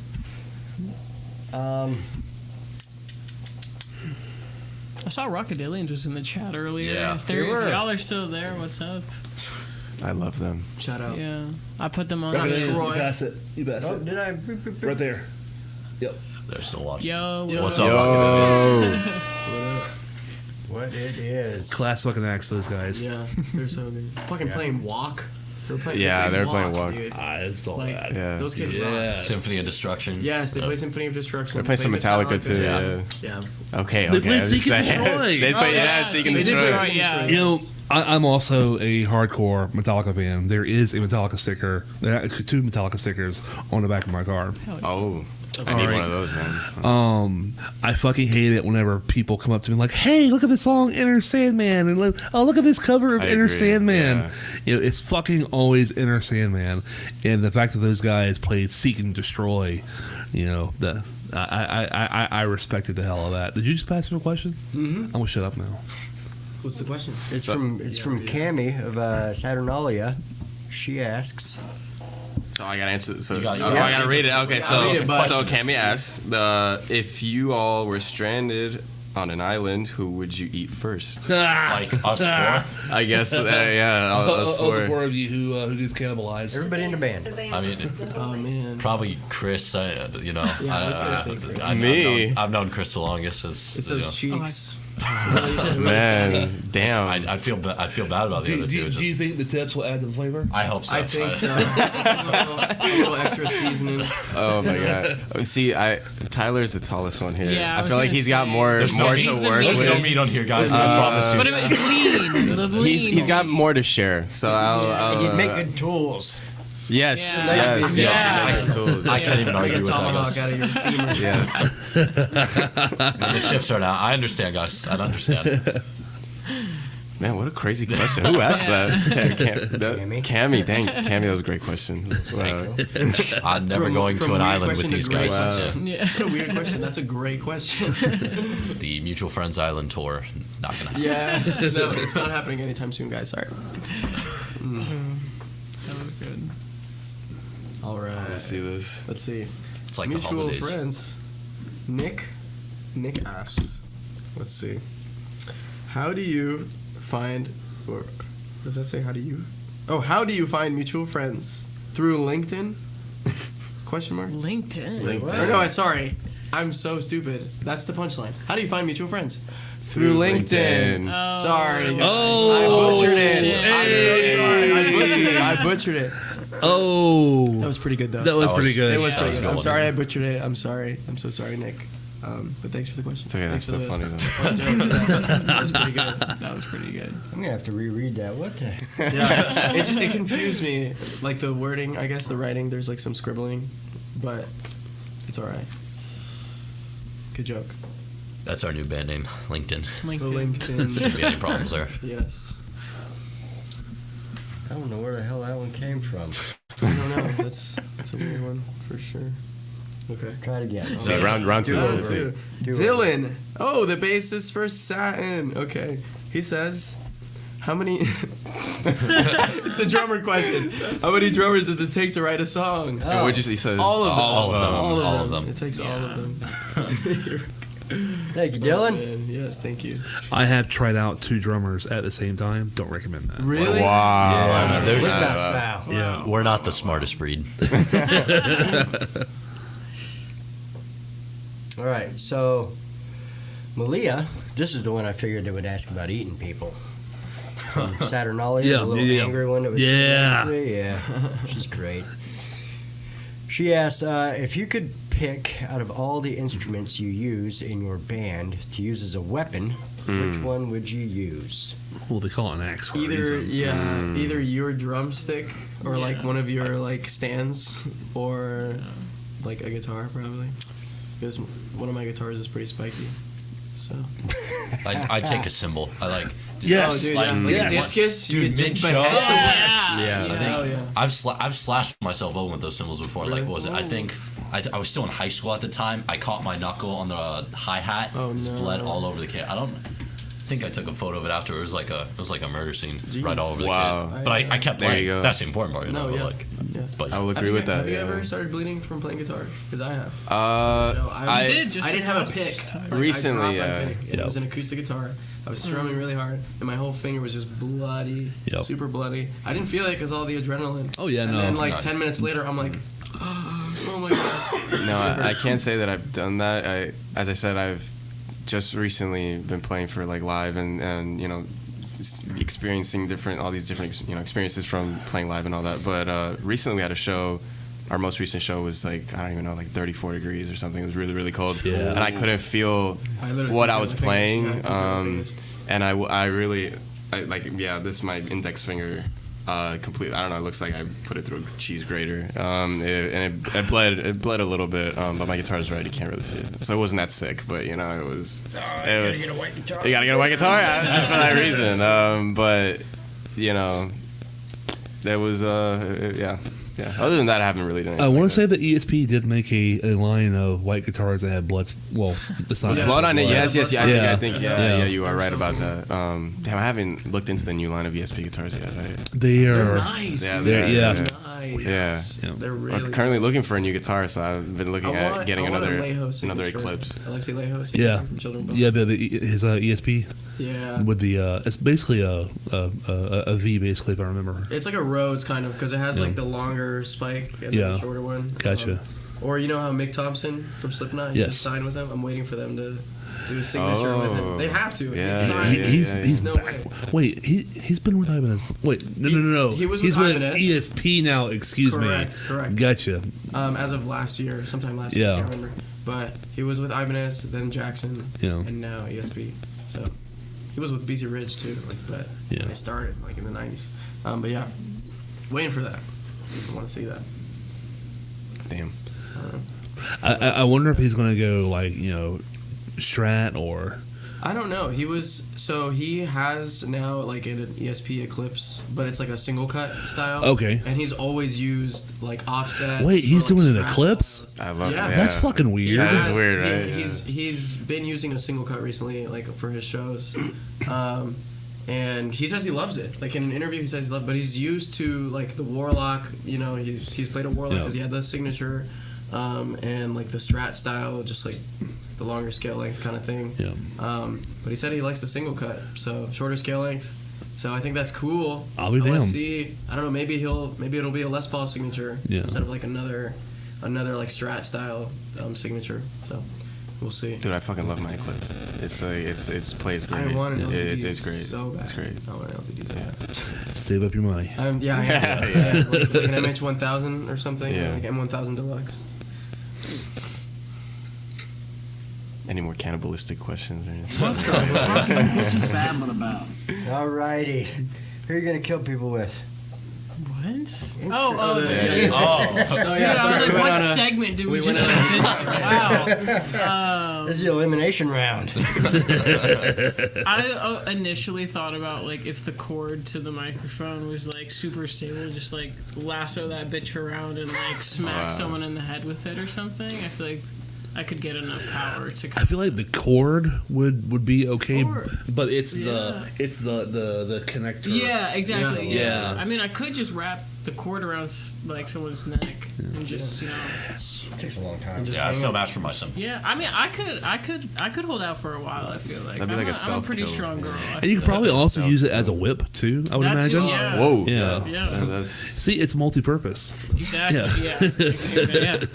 We've been using it wrong. yes, we've been using our instruments wrong. So next show, Watch out. remember this conversation. Where I you want to see blood fucking everywhere, Everywhere. like it's a goddamn death clock It's show. gonna be flying all over. You're gonna blame that shit on us. Yeah, right. right. And then whenever the owners tell you you're never fucking playing here again, just tell them, well, it was OTR's idea. yes. I'm gonna tell them that they just should have known that it was coming. I mean, we literally sing "I Want to Watch You Bleed" and "Welcome to the Jungle." So, Exactly. I mean, Yeah. You know, Lawyer. What the fuck were you expecting? exactly. Yeah, Right, you like know. a fucking pop Yeah. show? Someone didn't No. listen to the songs. Yeah. I practice what I preach. You know. Yeah. Cindy Lauper. All back to Cyndi Lauper. It all all her circles back. Full circle.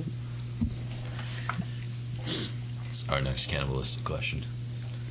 This is from Thomas from Satin. What is your favorite part of playing live? Hey, there you go. There. Okay. I feel like I already answered this, but watching the people and like the crowd interact, and it's gonna sound a little corny, but you know, we rehearse like pretty diligently. Like it's for a while our rehearsals were kind of practices, Yeah. and it's fucking annoying. Yeah. Like we're supposed to bring all our parts together, not learn the song as we're doing. Like a rehearsal should not be 2 hours, 3 hours long. It should be 1 hour, like max. If you need a polish, you know, whatever, it can be longer. But like a 3 hour rehearsal, like I don't know. What is your difference between a rehearsal and practice? So okay, well, practice is as for covers specifically, I guess. Okay. It's like you learn the song, learn all the parts, and make sure they're right. Like make sure it's perfect, make sure it's tight. Yeah. So when you guys bring it together, it's Oh. tight together. That's what I mean. Oh, I we see. kind of practice with each Yeah, other. we Yeah. were practicing with each other and like figuring out parts as we go. Exactly. Like, wait, What cues? doesn't this go here? Isn't it the bridge now? Yeah. Or is it a chorus now? Or like, you know, the breakdown or whatever the fuck. You know, And I feel like a rehearsal is more like a run through. exactly. Yeah. Exactly, yeah. You know, if we're writing like a new song, that doesn't really count because you know It's it's a like a writing. writing session. But rehearsal should be bring all your parts together and to make it the song, to make it the set. Whatever. I don't know. I hate like wasting time because there was a point where I had to, or I've had, not with this band specifically, but I've had to like teach even the bassist like parts or something. Like, hey, this is your part, or the other guitarist, like I have to teach him his part. Like this is the lead part. Or I've actually had, me being lead, I'm playing the lead lines or whatever, or like the main riff, and I've had a guitarist, the rhythm guitarist, be like, "Hey man, what am I playing while you're doing that?" I'm like, "Play the chords. You play the chords." Okay? What? Yeah, I'm so serious. I was like, "You cannot be serious right now. Play the chords." So, yeah. So to answer the question, the best part of playing live is everyone's reactions, because I don't know, I just love You it. do it for the fans. Exactly. Yeah, and the single moms. And Don't the forget. single Don't moms. forget. Yeah. What about you, Chris? Let's I will say, I really, damn. It's after the show that I enjoy the most. I love being on stage, but it's afterwards, like our most recent one. Not most recent, I'm sorry. The most recent at Legacy, or Warrior. Whatever, I don't remember the name. Legacy, but yep. Legacy. Man, this was kind of. I got pretty emotional. Like after this happened,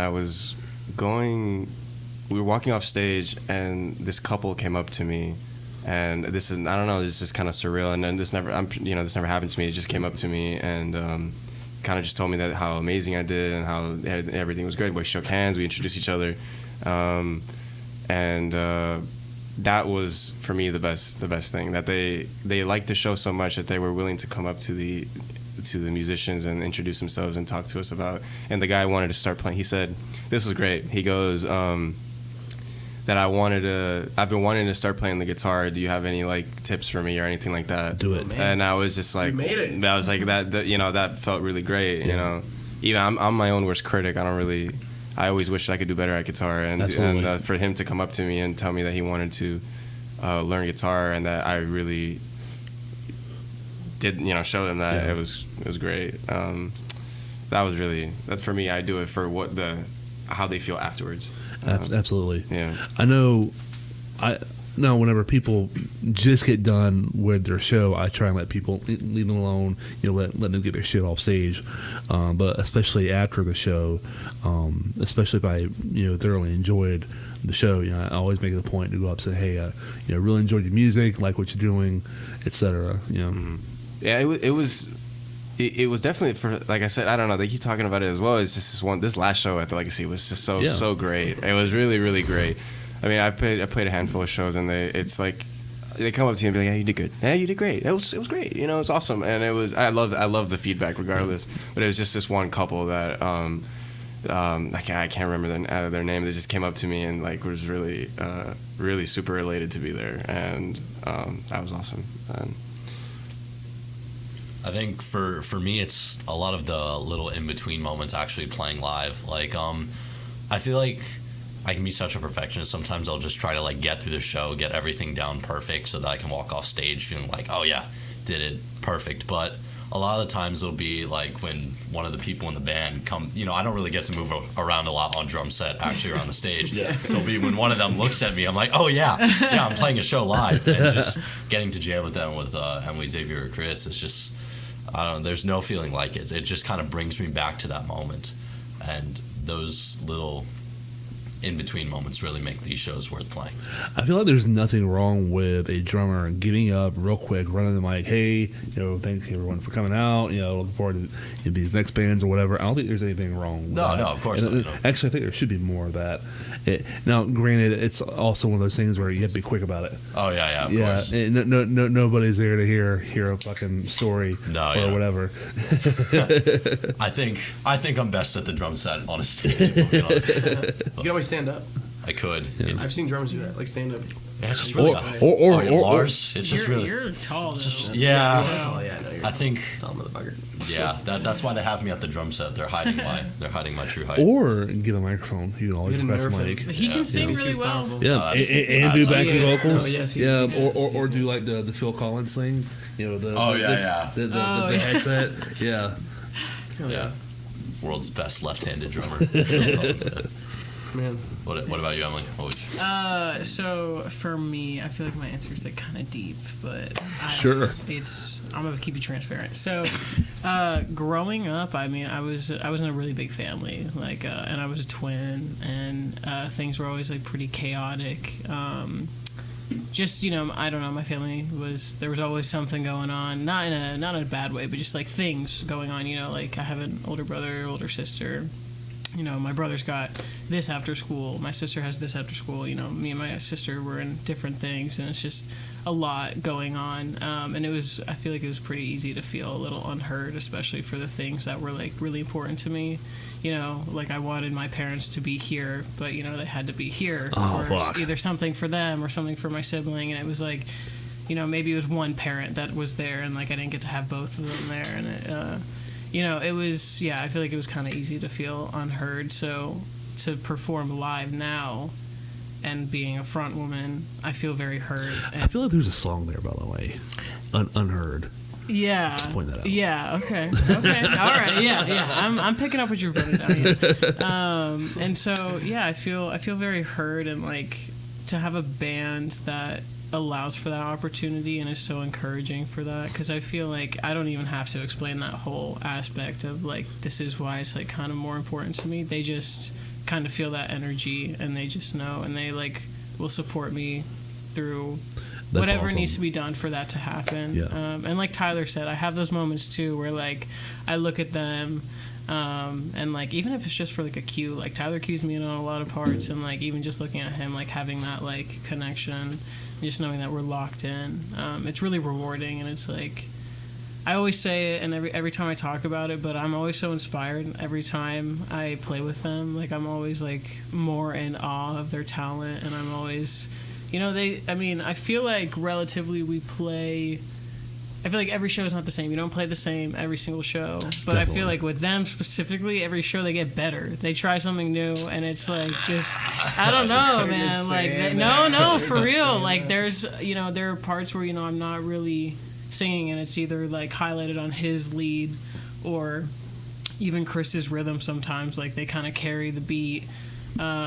Tyler's, you're always doing some shit, man. Like, even just, like, you're always Some shit over there in the corner. it's just, yeah, and, like, You're just kind of there. yeah, and, Don't pay yeah, attention to him. between, like, Daniel and Aaron on bass, you know, Yeah. they both just, they've got stuff up their sleeves, like, all the time, and it just always catches me by surprise. So, like, at that times where, you know, like, I'm not really doing so much, I can, like, sit back and, like, kind of look at them. And there are times where I've literally gone into the audience and, like, been one with the audience watching Oh, them. that's cool. Literally one of my favorite things. Like, there was a time, like, Chris said at the Legacy show, where I did that, and I, like, started crying a little bit, just 'cause Yeah. or, like, tearing up at Yeah. most, but just, like, kind of seeing what is actually happening on the other, like, from the other perspective is crazy.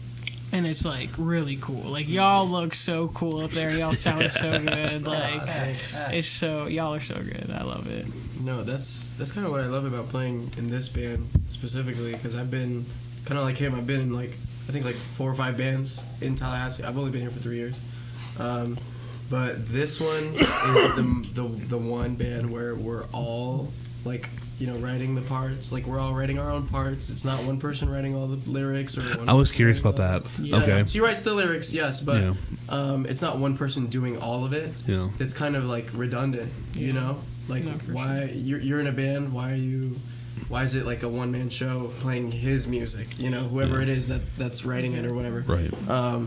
But yeah, when it like even today, I was like, hey, I have a new song for next rehearsal. So Yeah. can we, like, you know? And then the last rehearsal, or the last, like, 2 rehearsals that we had, is kind of the same. Or, like, the last rehearsal before the December 9th show, or the last 2, our bassist Daniel was like, hey, I have this song. Can we make it a new song? And we were like, yeah, why haven't you told us this yet? Like, he just had it in his Right. pocket. And it was actually really good. And now it's our favorite song that we've written. Yeah. Like, and I think it's our best. Yeah, definitely. And it's the one song that I think has gotten the best response as well from the crowd. 100%. So, I don't know. I just like how collaborative it is. Like he was saying, he's writing really hard parts for himself. You know, he's writing parts for whatever rhythm part. I'm writing the lead part. She's writing lyrics. You know, our bassist is writing the bass part, whatever. But we're all doing it collectively. It's not one person doing it. Absolutely. So, And Emily, as far as like your songwriting is concerned, are you like a poet and you've got like this fucking book and of all your poetry? How does like whenever they bring a song, do you have something prepared or are you kind of putting it together with them? So actually, in like middle school and high school, I got really into poetry. Like, fell in a very deep rabbit hole, and I loved it. Like, after I learned about like Carl Jung's like archetypes, and like I started writing a lot about like archetypes and like incorporating that in my poetry. And it like I thought the way that Carl Jung kind of like organized these archetypes was really poetic, and it was a form of poetry in a way. I don't think most people would classify like his writing as poetry. I mean, it's just kind of like labeling people as an archetype, but in a way I thought that he was like really poetic in the way that he kind of thought about those things and like the certain traits that people carry with like archetypes and things like that, like a classification. It was different, and I had the teacher that kind of taught that. She was probably my biggest inspiration for writing poetry. And I started a poetry book that year. I think it was sometime in high school. And at the end of the year, I ended up giving it to her. And she said it was like the most like precious gift that she's ever received. And she wouldn't accept it. She was like, no, like you need to keep this. And she actually published one of those poems from that book in a magazine, like without me knowing, but it wasn't like I wasn't like complaining. It was like a gift to me. Absolutely. In a way. And I like to kind of see that like someone of that I looked up to like believed in my own work at such a young age was like crazy for me. And after that, I kept up with my poetry, and I'm an English minor right now, so I still like I'm taking a poetic technique class right now. I was in a poetry class last semester, and I try to like keep up with it as much as I can, but I definitely have in the last couple of years like kind of fallen out of touch with it a little bit, and it does make me a little bit like sad, but like I said earlier, like I'm so busy. Absolutely. But I carry my book around. I always have it on me. And if not, I'll write something in my notes. But that song that we were just talking about, the one that like we think is our best one, that's actually the first song that I wrote for the band that I liked lyrically. The other 3 songs that we have were literally like from that first group of people in our band that I can't even imagine like being in our bands right now. We would have a very different sound. And it would just be interesting. But they were kind of just filler lyrics. I feel like I knew that we had a show or something that it was kind of like a deadline. Like we had to him and our previous drummer were the only 2 that had ever been in a band, and our drummer was in a really successful band. Northy. I miss you, Ben. Oh yeah, Ben. Ben. We had Ben. Yeah, was our drummer, first drummer. And so I don't know. I think I kind of felt like maybe some pressure about like having to like write something really good, but in a short amount of time. Mm-hmm. And I completely blanked on like all 3 of those songs. So, like we talked about earlier, there were times where we kind of were like maybe we shouldn't do this whole band thing or whatever, one of those points or like one of those first times I brought it up and I was like, I don't connect with the lyrics in these songs. I don't connect with the music, period. If I'm not singing something that I connect with, then like why am I singing at all? So that Just for Tonight, that song that we're talking about, was a way for me to kind of feel reconnected with the music and like getting that feedback after playing those shows at Legacy after that song. I was like, okay, we still got it. Like we should, like we don't need to. We haven't even started. Yeah, exactly. And keeping in mind that the music that you guys have created together is yours. Right, so keeping that in mind, and also keeping in mind that of course you have progressed in several ways, I'm sure, since the very beginning. Have you thought about maybe rehashing? Stole my question. Yeah, that's what I was gonna say. I'm like, rewrite it. No, that's literally like we've been. The last time we met up, we were like, hey, let's rewrite these songs. No, it was actually after. It was after our last show. Yeah, like it was in a hallway. And I'm not only just talking about the vocals. I mean, I'm not saying fucking flip the song upside down and No, of course. turn it inside out. Just kind of like Yeah. rearrange Yeah. a couple Take what things. you Yeah. like and make it something. Exactly. you like. Yeah. Exactly. Yeah. Yeah. I agree. Like with I didn't write the songs. Like I had missed like the 2 rehearsals where they wrote those Yeah. those 3 songs. So they fucking left you out. Sort of, yeah. Assholes. So when I got into, I remember getting into the rehearsals and hearing them, and I was like, are you sure? Like genuinely, I was like, hey, what if we tried this?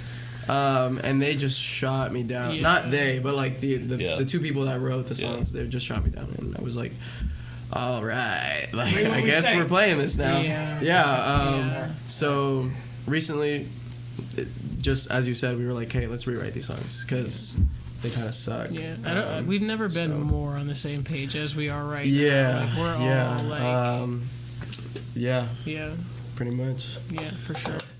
Any drum parts that you thought about rearranging? I mean, like the second I got into the band, I was learning these songs from them in person. So Yeah. I was pretty much putting my own spin on it from the Nice. start. So I can't really Which is think. why we kept him because Yeah. he's so Yeah. fucking good. Yeah. This guy, Yeah. oh my god! Every rehearsal, he's like, he'll even like we were saying, he'll write parts. Be like, hey, what if we did this thing where we're all playing like the same rhythm together? If It's I so may cool. if I may ask, whenever, and I hope this isn't a touchy subject, whenever Yeah. they bring up stuff like that, hey, you've got this drum part or you've got this guitar part, how receptive are you? Oh to- no, to I that mean, stuff? like I said, this style of music, like Xavier was saying earlier, we all come from such different styles of music. Right. Like I'm in punk rock, so if there's something like blues that Xavier wants me to do, like on drums specifically, I'm open to learning it. Like I was saying earlier, I watch other drummers just to learn what they do. So I don't think just because you don't play drums doesn't mean you don't have a good idea. Absolutely. Sometimes it's harder to explain things, but like I'll have bass parts or guitar parts ideas sometimes, but I feel like just because you're locked onto one instrument doesn't mean you shouldn't be able to give input on others. Yeah, there's not necessarily. I mean, there's okay. Wait, let me like. There's kind of a vision when we like write songs or when we're figuring out parts, but it's not like a yes, I know exactly what I want it to sound like kind of thing. We just kind of bring it to each other and then we write as we go.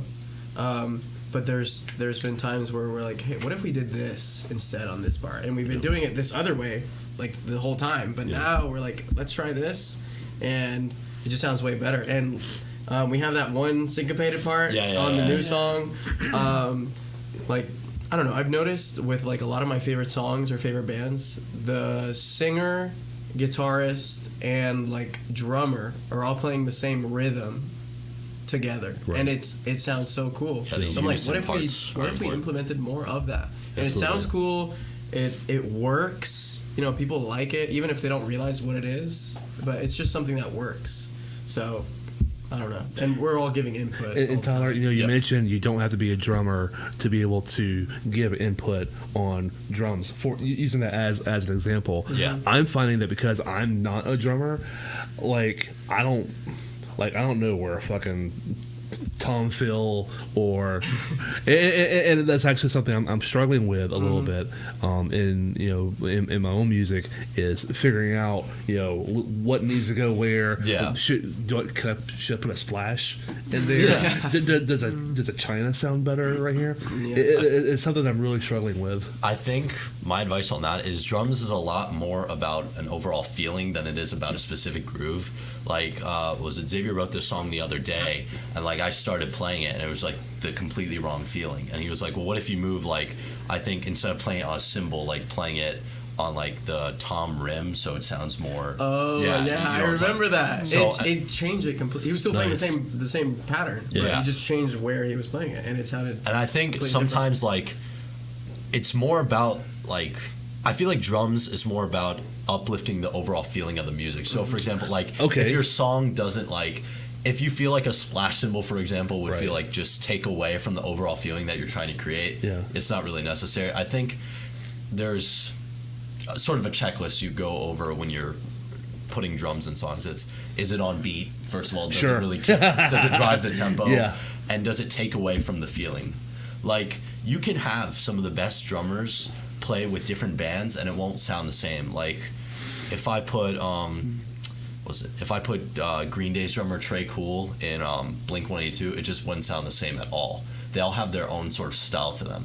So I think it's about trying to figure out what style you want for the song and then creating a drum part based on that. Okay. I think I hear you because I'm imagining like fucking Vinnie Paul. Yeah. In Green Day. Yeah, of course. It's like it wouldn't interpret. You know, Vinny actually wrote a lot of the songs. Absolutely. Yeah, and then Dime would be like, okay, and if you really listen, a lot of the time, like a lot of their songs, it's Dime and Vinny playing the same rhythm together. Absolutely, and yes. that's what makes it fucking heavy. That's what makes it tight. Yes. You know, so that's what gives it the groove. That's why you want to fucking headbang. Yeah. You know? So. Yeah. Have you guys seen those like YouTube videos of the drummers that like have never heard a song before? Yes. Yeah. I watch that shit all the time. That is like, for me, that is telling of what that drummer style is. Like, that is how, for me right now, like, if I want to know how a drummer sounds, I'm going to see if they were featured on this YouTube channel, because, like, that is the way that I've been able to, like, I want to Drumeo, say, that's what it's called. Dream Theater's drummer. Yeah, Mike Portnoy. Mike Portnoy. He's insane. I want to say he did one of those Yeah, he recently. did. With Mr. Brightside. Mr. I think. Brightside. Yes. That was amazing. Yeah. It was amazing. Like, and he did it justice. Yeah. Was it Chad Smith too? Played, Yeah, Chad Smith. He played 30 Seconds to Mars. Yeah. Oh, yeah. Yes, Oh, it was so good too. It was It's fun it to was so see, good. like, because I feel it's just interesting to see. First of all, how they've never heard these songs. Yes, in the first that place. too. Like Yeah.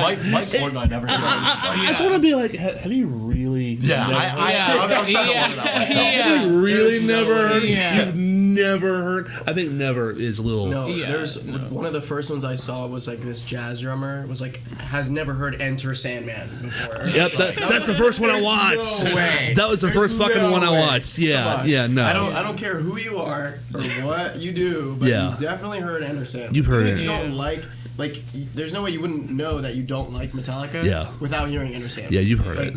You've definitely heard it. My mom's But- heard Enter Sandman. No, exactly. Exactly. But Yeah.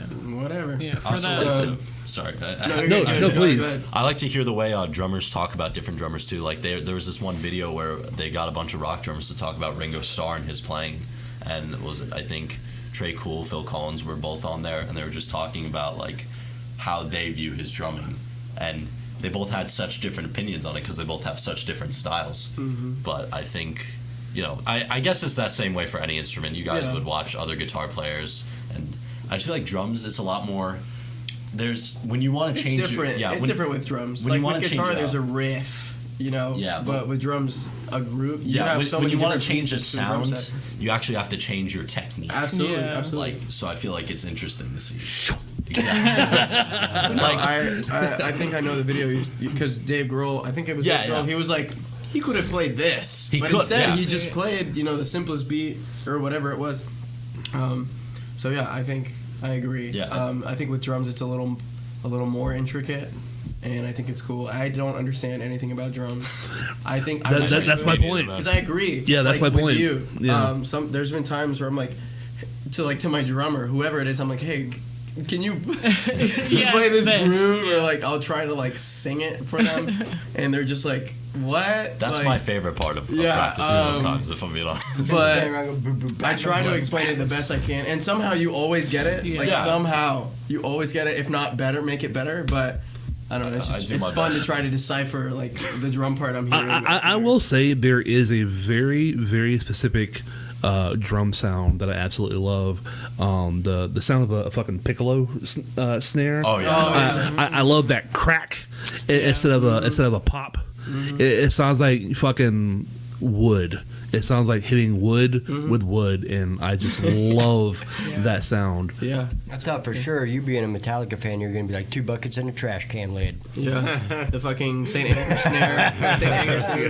That's good. I like that. Yes. You see the shit I have to put up with? I like that. No. What were we saying? Oh, about like, I guess the last thing we were saying was like how we write stuff. Yeah. Yeah. When I write riffs, or like, I mean, it's not like I sit down and I'm like, okay, I'm gonna write something. No, I usually hear don't do something. that. No, yeah. absolutely. I'm like I said earlier, I'm always listening to music. Yes. Whether it's because I want to listen to it or just because I'm trying to find influences or Right. something. Absolutely. But earlier today, I heard a riff in my head and I was like, okay, pause this video, go record this real quick before I forget, and then bring it back or send it to them or whatever. But every time I write, I'm always hearing a drum part in my head. Damn. Like, I'm trying to like. Holy shit. Yeah, I try to make it as head bangable as possible. Definitely. Like I want there to be groove. Like Yeah. I was saying earlier, I definitely have that like Pantera influence. Like I try to make it as groovy as possible, and like hearing that the beat in my head and like what it's gonna sound like. So I feel I you don't on know. that. I'm always thinking of everyone else. I feel like how's this gonna sound with other people? I feel like my mood also impacts my writing. Absolutely. Oh, most definitely. I think you and I agree. You don't fucking sit down and say, "I'm gonna write a song Yeah, today." absolutely not. Now, Absolutely not. you might be jamming, or just kind of playing or whatever, and something might happen. You go, "Oh shit, that's fucking cool." Yeah, you do it again. no, literally, and literally. Like, that's kind of how it happens. I just noodle all the Yeah, time until but- I accidentally hit something. but my mood absolutely impacts what comes out. Most definitely. Yeah. Yeah. Yeah, I don't know. Like, I'm always, like, sitting down, not necessarily trying to write stuff, or I'll even be playing something else, and then, like an already existing song or trying to learn a song, but I always get distracted and play Yeah. something else, and I'm like, wait, this is a cool riff. You know. So I'm playing this riff that I'm learning, but just differently, or just, like, a variation of it. I'm like, okay, this is my own now, and I can bring it to them, and write this song or whatever it is. So I don't know. I'm like coming up with stuff all the time. Awesome. Yeah. Watching, read an interview with Claypool. He's like, yeah, I'll just be chilling on the couch watching fishing shows and be like, oh Yeah. keep that. No, is that really how it happened? Yeah, just sitting around, just fucking off with the thing and sitting in his lap, just playing. Screwing off. One of actually the song that I'm working on right now is called Lullaby. I was at my mom's house. I had my acoustic guitar, and I'm playing this really melodic thing. My mom is on the couch, asleep, and as I'm starting to play this, she kind of like opens an eye up, right? And she said, "Robert, what's that?" And I'm like, "Oh." And I just kind of progressed with it, and that's how the fucking song came about. And it's coming along really well. That's That's always the best feeling when you're really sure. Because I feel like a lot of the times when I write something, I'm like, this riff kind of sucks. Yeah. Like especially when you're trying to write it and figure it out. Yep. You're like you're hearing it you've been hearing it for the past hour and a half. Exactly. And you're like, I can't. But then I'll, revisit it a week later, and I'm like, okay, this fucks. Yes. And then write the When you rest. hand it to it's him like, and be like, fix this shit up. no, pretty much. I could. I honestly could. Fix this. But I try not to like go too deep into it. Like I'll try to write the main idea that I have, and then wait until I bring it to them because they That's always awesome. have input. And that gives you the opportunity to come in and say, "Let's do this. Let's try this." Absolutely. Yeah. Yeah, absolutely. And being two guitars, like it's there. You got to make it a little more interesting. You don't always want to play the same thing. Do all the time. you guys feel like you have like a guitar relationship where you kind of bounce back and forth off each other? Sometimes, like in the newest song the original that we have, there's like a, I guess it's a bridge section. It's like a slower section. I'm just arpeggiating chords, and then he's doing like a palm mute part. Where Oh, he's nice. like, yeah, exactly. So Yeah. I'm playing something very like mellow, and he's like, I guess I don't know. He's just palm muting like a different triad or Chugging. whatever. Yeah, exactly. Yeah. But it sounds cool. So I like the chug. yeah, I'm just saying, it just He's sounds good cool. at It sounds it. cool. But But yeah, we've been figuring out the relationship. I in the sense of I'm still pretty new to this kind of to the band in general, and so but pretty quickly we've been getting good chemistry with the guitars. I feel like something's there. I mean, okay, admittedly, I apologize. I haven't seen you live yet. Sorry, it was fucking Bro, you late. have to. It's okay. And I've been at that venue for like 6 hours out. I'm old. I'm cranky. It's all right. But the point I'm getting at is that it sounds like you guys have chemistry. yeah. We were friends, but both musically and obviously, Yeah. there's something there. I see. Yeah, for the most of the music that we have now, I've only been, Tyler and I have only been around for one, and so for the future, there's going to be a lot more music with all of us together, and then there's only going to be an exploding growth of new rhythm and new lead stuff. So it'll be more chemistry will be added to that. Absolutely. But for the first song, it's pretty good. That we all wrote together. I mean, Yeah. But it's definitely a process to see where that will go. I agree though. In the rehearsal, or you had said something about sitting on the couch or whatever. I'll be also sitting on the couch and just like things will just kind of come, but then they kind of. But it's also frustrating then when you don't really know what the fuck. Like You don't know what it is yet. Exactly. Yeah. You haven't completely visualized it. Exactly. Yeah. And I don't know. For him, it comes a week later. For me, it kind of never comes. It's like, I don't know. It took me a while. I'm not gonna lie. Like, Even then, with like music theory and things like that, I'm still learning about shit like that. And so I hear, this is the most fucking annoying part. I hear what I want to play, but then I'm like, I don't know where it goes. And then like sometimes the little things like that. Sometimes I gotta go to YouTube and be like, man, how do I, and it's Sure, use your resources, man. Use it. It's that's there why for I you. gotta play. Yeah. YouTube. Yeah. All YouTube and watching live performances of whatever song or whatever my favorite guitar player was. I'm just like, wait, how's he playing that? Yeah. And then steal it. Yeah. So I've watched that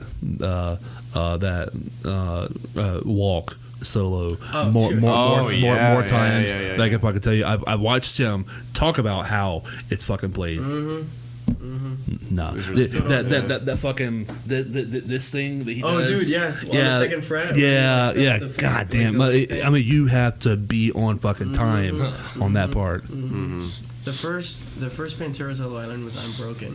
Oh shit. It was hard. Yeah. Like I couldn't really play it, but it was like the first like shreddy thing I learned. And the first two songs I heard by them was "I'm Broken" and "5 Minutes Alone." Okay, 5 minutes Yes, alone. dude, the riff is so heavy and Yes. so groovy, and it's so simple too. That's what I love about Pantera is their riffs are mostly pretty simple, but they're just so like They're simplistic groove. and straightforward. Absolutely. But they're fucking heavy and they're groove heavy as well. I'll say though, my favorite one is probably Cemetery Gates. Just 'cause once they go into like the actual riff, that's how I learned how to play pinch harmonics. So, there's a lot. if I were to pick a favorite Dime solo, I'm gonna have to go with Floods. Okay. Yeah, That's my like second. I'll say yeah. it's between the Sleep Okay. and Tens. Oh, Tens. Yeah. Yes. It's between the Sleep and Tens for me, and of course Cemetery Gates. That's like a no-brainer. But if I had to pick, it would be either Floods, Tens, or Sleep. The Sleep. So you guys will probably also agree with me on this. What is the best breakdown of all of heavy metal, and why is the correct answer Domination? Yes, in Moscow. Yes, heaviest breakdown in standard tuning. No, that I can't imagine. I just watched another video recently about that like show specifically, and it was like 10 a.m. when they played. They were opening for Metallica. Yep. And they stole the show. Absolutely. I don't know. I just can't imagine. Like 10 in the fucking morning, opening for Metallica in front of 250,000 people. Yep. And There is an people insane. going crazy. Yes. Over your I'm sorry to interrupt, but was that the show with the? I don't know much about Pantera. So it was Monsters of Rock in Moscow. It was I know the Metallica portion of that, but was it with the Pantera? Was it the? They was it the opened. open? Yeah, they opened. With the breakdown was the open chord, the opening. No, so the breakdown is at the end of the song. Well, I'll say 3/4 of the way. Yeah, no, I know. Oh, yeah, actually, yeah, you're right. But which Yeah. song was like? The song's Domination. Okay. And You want It's just like a you want to hear the heavy-as fuck breakdown? song. Yeah. The breakdown is da da da da da da Yeah, da okay, da da da da. Again, it's fucking simple. It is so goddamn simple. It's open. I think it's open chorus. Yeah, da da da da da da. It's an E standard too. It's like just standard tune. Yeah. But a lot of people are like, this is the heaviest fucking Yeah. breakdown in the And, world. and even the breakdown has its own rise and crescendo, and then all fucking hell explodes. Yep. That's my shit. Yeah, It's that was a Great great. song. You need to listen. Well, You need to I do need to listen to more. Also, the Pantera. breakdown in 5 minutes alone. Yeah, definitely. That Moscow show was. I mean, I haven't seen the Pantera videos, but I've seen the Metallica videos all the time. So- You need to because, listen to Pantera, bro. so- I know. So the song that we are talking about, Domination, is in there's YouTube videos on it, and it's worth checking out. It's I'll worth take a look. it's worth your 5 minutes alone. Pantera, Sidney Laupner. I'll send you a lot of hardcore. You know, I was just gonna is it ask, Lopper? Lopper. Lopper? Yeah. What'd I say? Lopner? Yeah.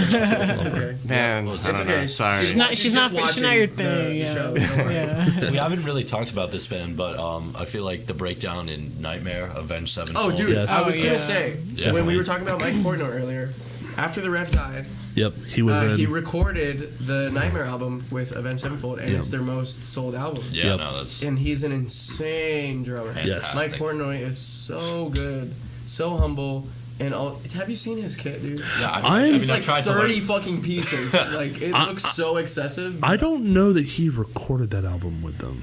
I know did. he did. I know that he played with them. Once the ref died, that's- I'm gonna have to look that up later. Yeah. I might he hit you recorded up that and- album with them, and now it's their most sold album. Which No doubt. I think it's pretty cool. It is definitely my favorite Avenged Sevenfold album. Mm-hmm. This new stuff they're putting out. Yeah, it's all right. What's your favorite Sevenfold song? Do you know? Or solo maybe? 'Cause Sinister Gates is insane. the Hail, harmonies. Hail to the King. Okay, that's a good one. That's a Yeah, good one. yeah. Mine is probably it's between Backcountry and Afterlife. Just Bad 'cause Country. Both the harmonies Oh, and the that one is solos so are good. insane. Especially Yes. Afterlife. The solo just sounds so angry. Yeah. But I don't know. It's so good. But he's so melodic with it. But he can shred. Definitely. And I don't know. He's just so good. And Seize the Day. You know Seize the Day. I probably do. Just can't. It's on City of Evil. Okay. Same album as Backcountry. Yeah. But it's it's slower solo. Yeah. But it's very melodic and it's very Nice. good. Very good. Yeah, listen to that. Yeah, definitely. Check that out. I will. Yes, sir. Ghost Main. Ghostman. Ghost- You like Ghostman. Ghostman? Ghost Main. Yeah. Yeah. That's my favorite metal band. Ghostman. Is that a rapper? Yeah, it's a rap. Oh, okay. They're like That's why I'm not entirely sure who the fuck this is. people say that they're like metal rap, but I disagree so heavily. Like it's just rap. Like they're kind of like screaming. It's kind of like screamo. Wait, are we talking about Sleep Token? No. Oh, Dude, I'm so glad you said that though. That's such a funny that's Still a funny haven't heard reaction. any of their shit. No, yeah. It's like screamo rap is what they call it. Yeah. It sucks. You're not missing out. Is it like Poya and like that, like Yes. Suicide Boys Yes. stuff? Puya? Okay, Poya. Yes, it's like that. Wait, wait a minute. I don't know about Puya, are they Brazilian? No, they're from I don't No, know. there's from this like other artist named Puya. Oh, yeah. oh, there Not was that a Puya. there was a metal band in the '90s named Puya. I don't think they were Brazilian, but they were South American of some nature.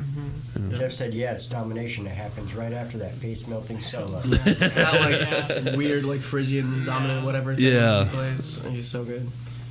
Oh man, I love Dime. We got a question from Saturnalia earlier. Yes. Oh, that's right. Oh, Was it? yeah, that's right. Yeah. It was from Mars. What's your favorite piece of equipment? Hey, there you go. Definitely the cable. No, piece of equipment. Probably the amp. I'm not gonna lie, because it's the sound that you have. You know, it's your. What's your amp? So I use a Fender Blues Junior Okay. right now. I'm trying to get rid of it to buy a 6505. I want a 6505 so bad, just because that's what not what everyone's using. It is kind of what everyone's using, like with like a Mesa cab. If it's not a 6505, it's a dual rec. But I'm actually not familiar. The PV? 65. Oh, it's a PV. Yeah. So you have the PV 5150. Yes. And then once EVH left PV, right. they renamed it to 6505. No shit. So it's still the same circuit, still the same everything, but they renamed it because they couldn't use 5150. So we were talking about solid state versus tubes earlier. I would totally make an exception on the 6505. Yeah. It's I tubes. would It's too. tubes. Yeah. It's You tubes. can't beat the 5150 or the Yeah. 6505. They also have a line called PV Ultra line, and it's all solid state, but it's like really good high gain stuff, and it's really close to that, like the dual rectifier, really close to the 6505 and the 5150, like all that stuff. They're like right there. Absolutely. Like, tube purists will always say like, oh, solid state doesn't sound the same, but in my opinion, in a mix and during a live show, it's not gonna sound. He says never get rid of it. Yeah, it's a good pedal platform. It's not enough wattage in my opinion. That's a man who knows. Yeah. Never. Yeah. That's my old guitar player. The only thing is never. the troubleshooting. There's a lot, like the way the circuit is built and stuff. It's really prone to like frying the circuit and like not really good for longevity and reliability. So that's like the main reason why I want to get rid of I'm it. trying to sell somebody some junk, man. Yeah, I An mean, 87 Ford Taurus, dude. no, man. I don't know. I just want to get a better, different amp. So. Said that's the little amp I used when we first jammed, Jeremy. That little thing is a maniac. Yeah, it's pretty good. It has a good like preamp as well. So, I like the amp. I just want a more powerful one, and like one that wouldn't need to take pedals per se, for an overdrive sound. Would you want like a 4x12, like A 212. A 212. Because we're not playing stadiums, so I don't need a 412. How's the 5150? I have not heard it on the clean channel. How does it clean okay. up? It's it's a okay. clean channel. Yeah, okay. But I'm using it for the gain stuff. So. Yeah. Do you have any clean parts?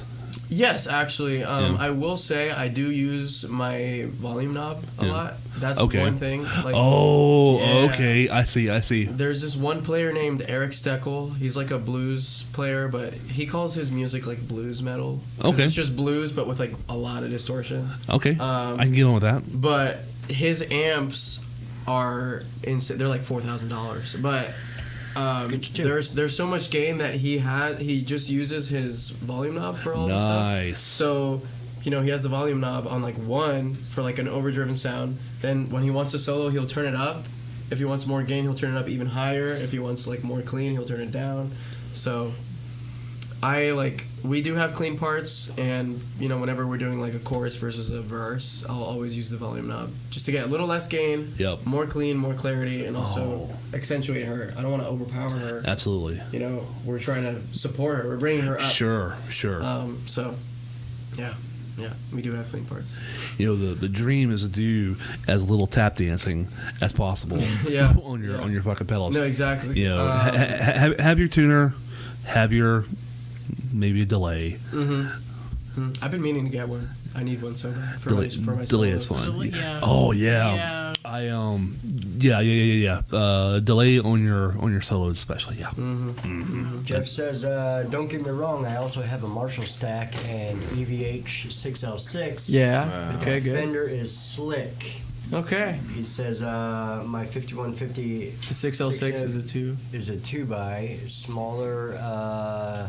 That's a lot of meat. That's a lot of meat. It But has a lot of meat. what wattage do you have? Because they have like the 20 watt, like the mini head. They have the 50 watt and the 100 watt. I'm trying to get a 50 watt because 100 watts is too much for me. Yeah. 50 watts is already way more than I need. But And even playing a show, you're not gonna. yeah, my amp currently is 15 watts. That Blues Junior, and I don't go. It goes to 12. I don't go past 5. So these got a It's 12. loud.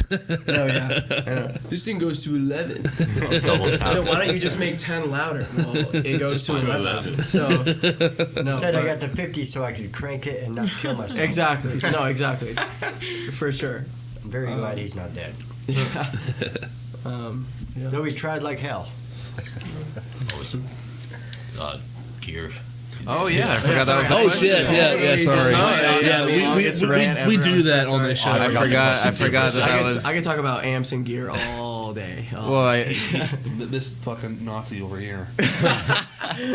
No, look, I got gear too. I have amps. I have 9 fucking basses. I don't want to talk about them all day. Nobody wants to hear that shit. I do. Oh well. No, you don't. yeah. Sorry. The only thing you want to know is what kind of pick I use.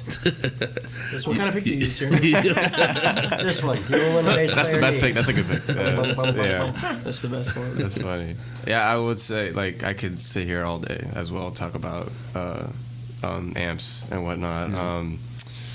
I also agree that the amp for me is the best piece of equipment. I haven't ventured into tube amps or anything like that. I would love to own one My someday. Do it. But Do it. I will say that I've played in front of a tube amp, and I've also played in front of solid states and stuff like that.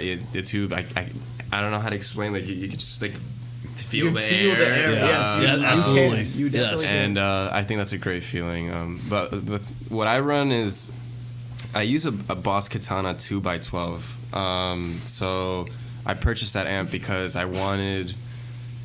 I wasn't too. I didn't have much funds per se to put into a tube into a tube amp, and like I said, these solid state amps and kind of all-in-one amps do everything. And when I started playing guitar, I used the Boss Katana, like the mini practice amp, and it's the best. You plug it into you plug it into your computer, and it has everything you can think of. It has the signal chain, and it has EQs. It has, I mean, you can make any tone you pretty much want. So I upgraded it to 2x12, and it goes up to 100 watts. And shit. I never go past. I use 50 watts, and the master doesn't go past 12. No, it doesn't go that far. Yeah. And it comes. I had with it a Boss channel switcher. So the only pedals I have is quite literally just this channel switcher. Yeah. And then I every now and then I use like a tuner pedal on. I don't have. Still need to buy I need to get one. I need to get one. But I only thing I have is that channel switcher. And before a show, I will sit on the computer and kind of curate the signal chain and basically the designated channels. And I have 8 different channels. And I mean, it does anything. It goes from a clean to like I don't know, shoegaze sound to it'll do anything, and I love it. Majority of the pedals in the signal chain and the channel are all Boss curated because it's a Boss product.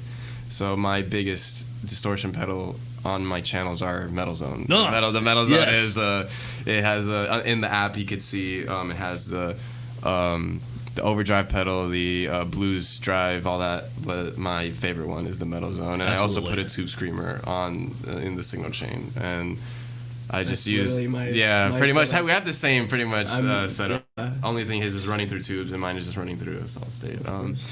But I love my amp, and I'm always learning about it. I'm always learning something new. I can go on Facebook. I'm on different forums for the Katana users, and they upload their presets, so I can basically load in from Facebook. I could load in their patch that they made. That's fucking awesome. Yeah, and I don't have no subscription. It's free. So I can run out in the middle of your set. I can load in somebody else's patch, and I mean, I just have a whole folder of different patches. Metallica 1980. I don't know, 1980 something, whatever. Master of Puppets, whatever. Pantera, perfect. 5150, done.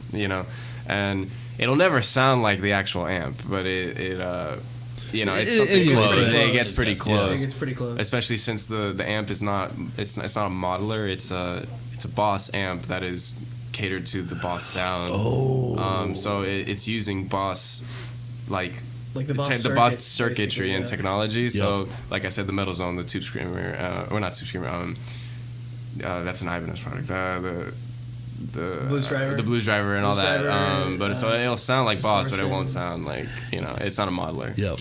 I'm using a modeler, and the tone that I'm using is like it's so close. Yeah. To what I'm going for. Yeah. What are you trying to go for? Like, what are you looking for? Dime. The Dime. dime. Yeah. Scooped mids. Yeah. You know, he had his mids like all the way down to hell. Like he used a 6-band EQ and turned the mids down on his amp, and then used another EQ on top of that. Like, which it's hilarious. Metallica is also like my. If you're holding a gun to my head, my favorite band. Of course. But as far as hey, surprise! yeah, we would never have guessed. Yeah, but as far as tone is concerned, totally ripping off Dime. Yeah. What's your favorite piece of gear? I guess, I'm a drummer. Mine's probably a simpler answer. I got this drumstick bag from my friend. Hey, yes. Freshman year of high school. What about your cymbal bag that you were just... Oh, yeah. I He carried his cymbals in an IKEA bag. And that IKEA bag kept them. It still works. I still use an IKEA bag for all my hardware. But no, I recently got a Zildjian cymbal bag on Xavier's recommendation. He's like, can't be carrying your cymbals in an IKEA bag. I'm like, just because they're like, rubbing against each other. I'm impressed. I didn't even know IKEA made a bag. No, they're so. It's crazy. It's a bag. Just like a shopping. No, but it's not even. It's not even a bag you buy. It's just a bag you use when you go to. It's the a piece of furniture. Let me tell you, that thing is invincible. My grandfather gave that to me, like upon moving my drums up here. Hell yeah. It's like, this thing will never break, and it He's has. right. It's like No, a he's big right. piece of tar. Because those cymbals are fucking essentially. heavy. Oh, yeah. So, yeah. But yeah, no, that probably the bags I used to carry my drums are what I like. Outstanding. I like that. Best. What about you, Emily?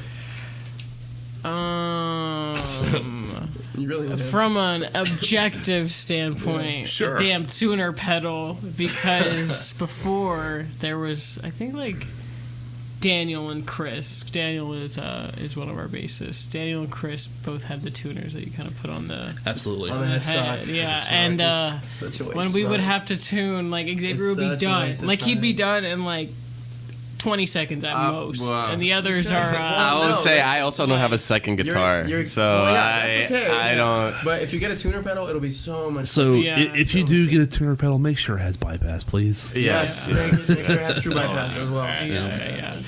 But from a subjective standpoint, monitors for me are always like a huge thing. Absolutely. If the levels aren't working for me, it's not going to be a great show on my. Like, I feel like I can't really kind of like give what I could be giving if I had decent levels coming in. It's always interesting whenever we start talking about levels and mixes for live shows because everybody needs, like, I know some people that just want drums and fucking nothing else. Yeah. And you know, It depends on the Yeah. instrument for Yeah. sure. Like you were saying, you're the bassist, so all you need to hear is drums. Snare, hi-hat, and kick. Yeah, exactly. That's all I But as a guitarist, I still want to hear myself, of course. But Yeah. I'm trying to like hear him because he's rhythm. I'm trying to hear him and her, at least Yeah. the kick and snare and her. Yeah. So Yeah. I don't know, Surprisingly, it's kind of difficult when you have 4 different things in the same monitor going. Yeah, Oh. surprisingly, I'm always listening to you because Really? I feel like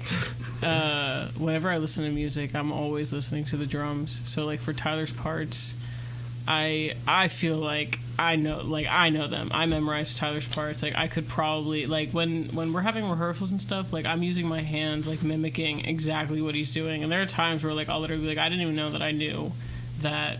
Like I knew this fill that he did right there, and it's also like weird because I'm like I didn't know that my hands could move that fast at the same time. Like it's interesting. You I can don't know. replace 'em. You can I know. I don't know how to replace 'em. play. It's like I don't. interpretive dance. I don't know how to She's calling actually you out, Tyler. play She's gonna drums. replace I you real wish. soon. No, I wish. Sometimes I sit in front of a drum kit though, and I'm like, I know. drums- like it's drums in is so here. fucking It's hard. in here But somewhere. You gotta try it sometime. I just fine. can't. I can't get it. But honestly Don't touch his though, bags. yeah, no, Yeah. I don't- not the IKEA bag. not the no, IKEA no. bags. But last answer is earplugs. Those Yeah. are such a Oh, yeah. slept on. Yeah. I don't even know if you would call that equipment or what. no, that but counts. is- Yeah. That is something that like without them we would be Deaf. Yeah, we'd be deaf. We play What? loud. Yeah.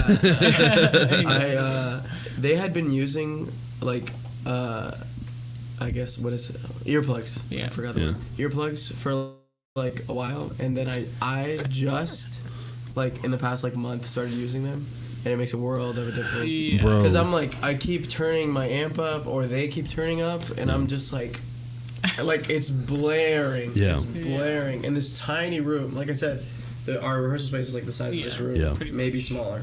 So. I can only imagine the sound that's bouncing Oh yeah. all over the goddamn place. Yeah. It's But when such I a started small ass using room. them, it was so much easier. Yeah. Yeah. Yeah, man. Use your goddamn inner ear things. I'm 41 years old. I've been in music for a long goddamn time, and my hearing is starting to go. Yeah. Yeah. Like that's what I don't want. Like I don't want to be, 30, 40 and like start losing my hearing. Yep. Yeah. Just because I decided to be like punk rock Yeah. and not use ear protection. So Yeah. I think Dave Grohl is deaf in his left ear or something, Yeah, from right? the hi-hat. That's, Yeah. that's From the From the fucking No, eye. actually, the hi-hat. He said that in an interview. He said, yeah, this is, and to that effect, I lost, was it? Was it? He was like, because of he. You know what? I don't even remember. But I also saw the same interview, and he was Yeah. talking all about it. But. No, it's Wow. especially on this side of my hearing, because that's where a lot of the hits come from. that's true. So Yeah. It is a pretty piercing sound. Yeah. Like on its own. Yeah. That's So- why I started wearing I have Okay. these JBL headphones I use as in-ear monitors, because I just... Nice. No, That for could be sure. Your favorite equipment too. Use it. Yeah. Use it I, all the yeah. time, I mean, yeah, I've been... Yeah, true.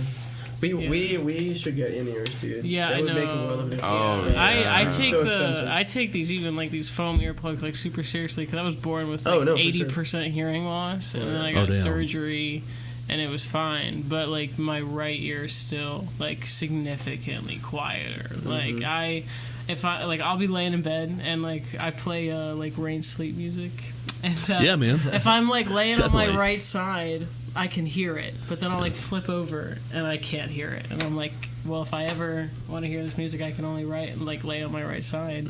But no, for sure, like earplugs for me are definitely like, and then like even in rehearsals, like there are times where I'll have to like kind of adjust like where I'm standing or like Yeah. where the sound is coming from for me, because like I'm always really worried about this right ear just like one day just gone, and like I had a sinus infection too.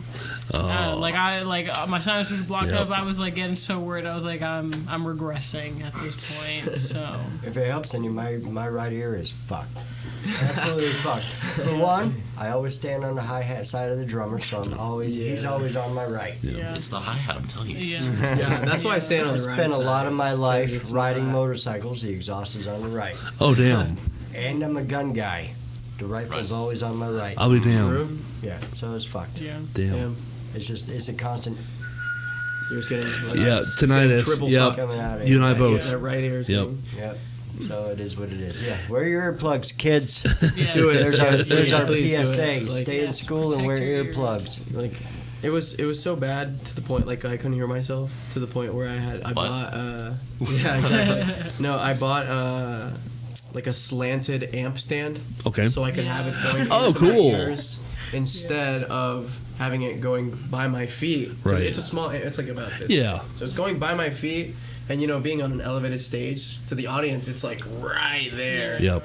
But to me, I can't hear shit. Yeah. So I kept turning my treble up, and then I realized. And that's killing your tone, too, Absolutely, man. it's killing my tone. I'm getting hella feedback, Yes. and the sound guy fucking hates me. Yeah. So then I it was to the point where a sound guy was like, "Dude, it's your EQ. Like, turn your it's your EQ. Yeah. Just if you have it going into your ears, it'll be better." And I'm like, "Okay then," because I also kept having to ask, "Hey, can you turn me up in the monitors?" Yep.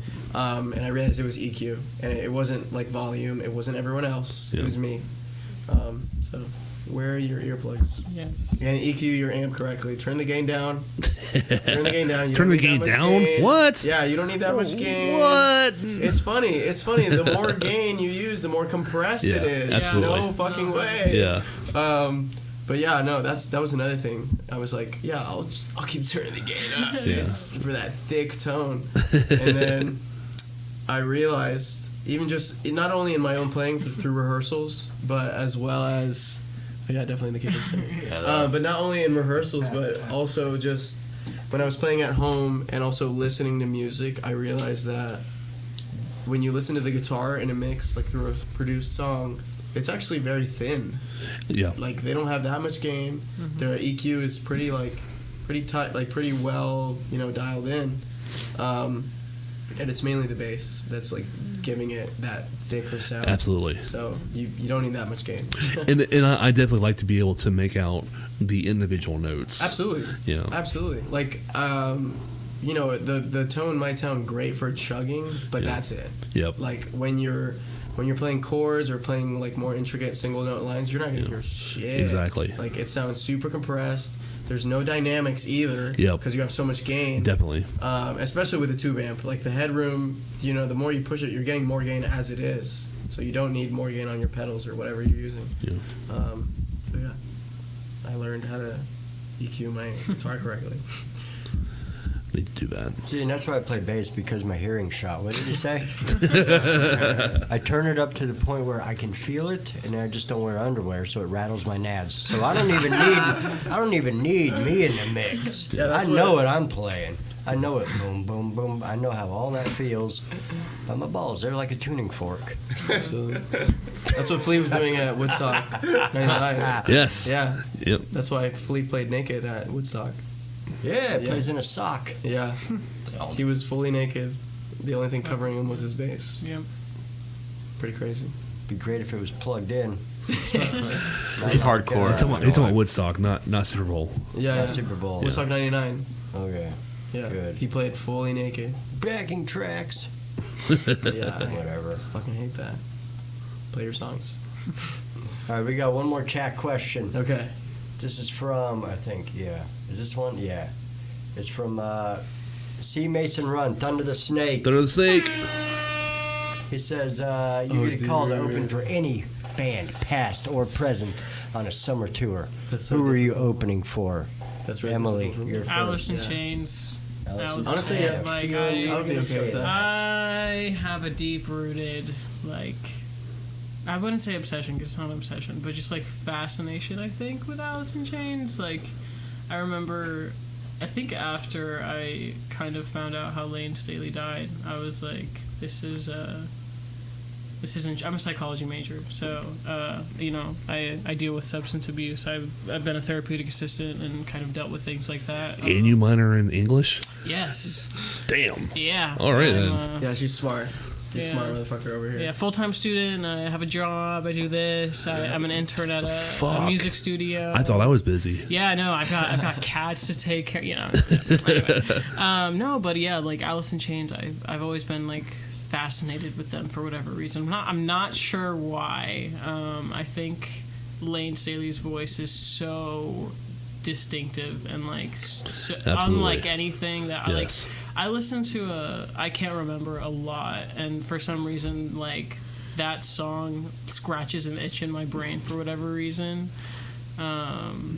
And yeah, Lane, I can't, like, and it makes me sad, like, when I think about him. I mean, it's a really tragic story, and I hate that, you know, things happen that way. But What's weird is he knew he was going to go out like that. Oh, yeah. Yeah. A lot of his lyrics, especially on the Dirt album, the they're entire all album about dying. is It's pretty just all about much him dying. essentially Like, about like how bad his heroin addiction had gotten, and knowing that he was down in a hole like that deep, and just, you know, I don't know, like I always think about that the only reason that someone, I think it was his mom, like someone, you know, kind of had the idea of like, what, you know, I haven't heard from Lane in a while, and the only reason that they like sent that wellness check-in was because they noticed that his credit card hadn't been active, or his bank account hadn't been active in like over 2 weeks. Oh, shit. So that's like when they checked. That's his a long apartment. time. And he had only been in contact with his parents for that entire time, like for the last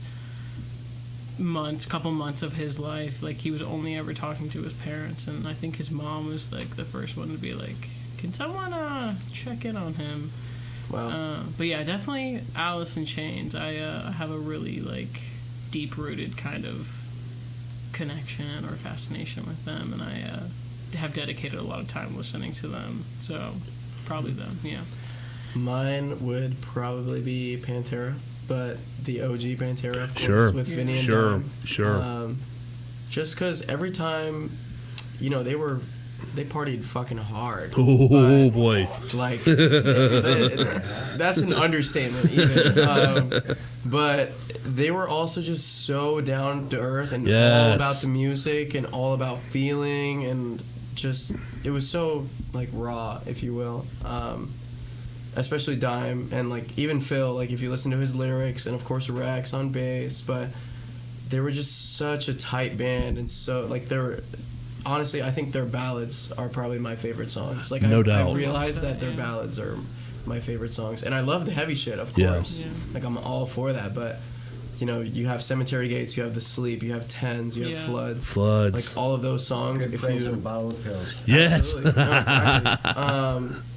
When when you're listening to Phil's lyrics and Dime's riffs and his solos and his playing, it's really soulful, it's really deep, very emotional, and it's their way of expressing themselves, and that's the same reason why I do it.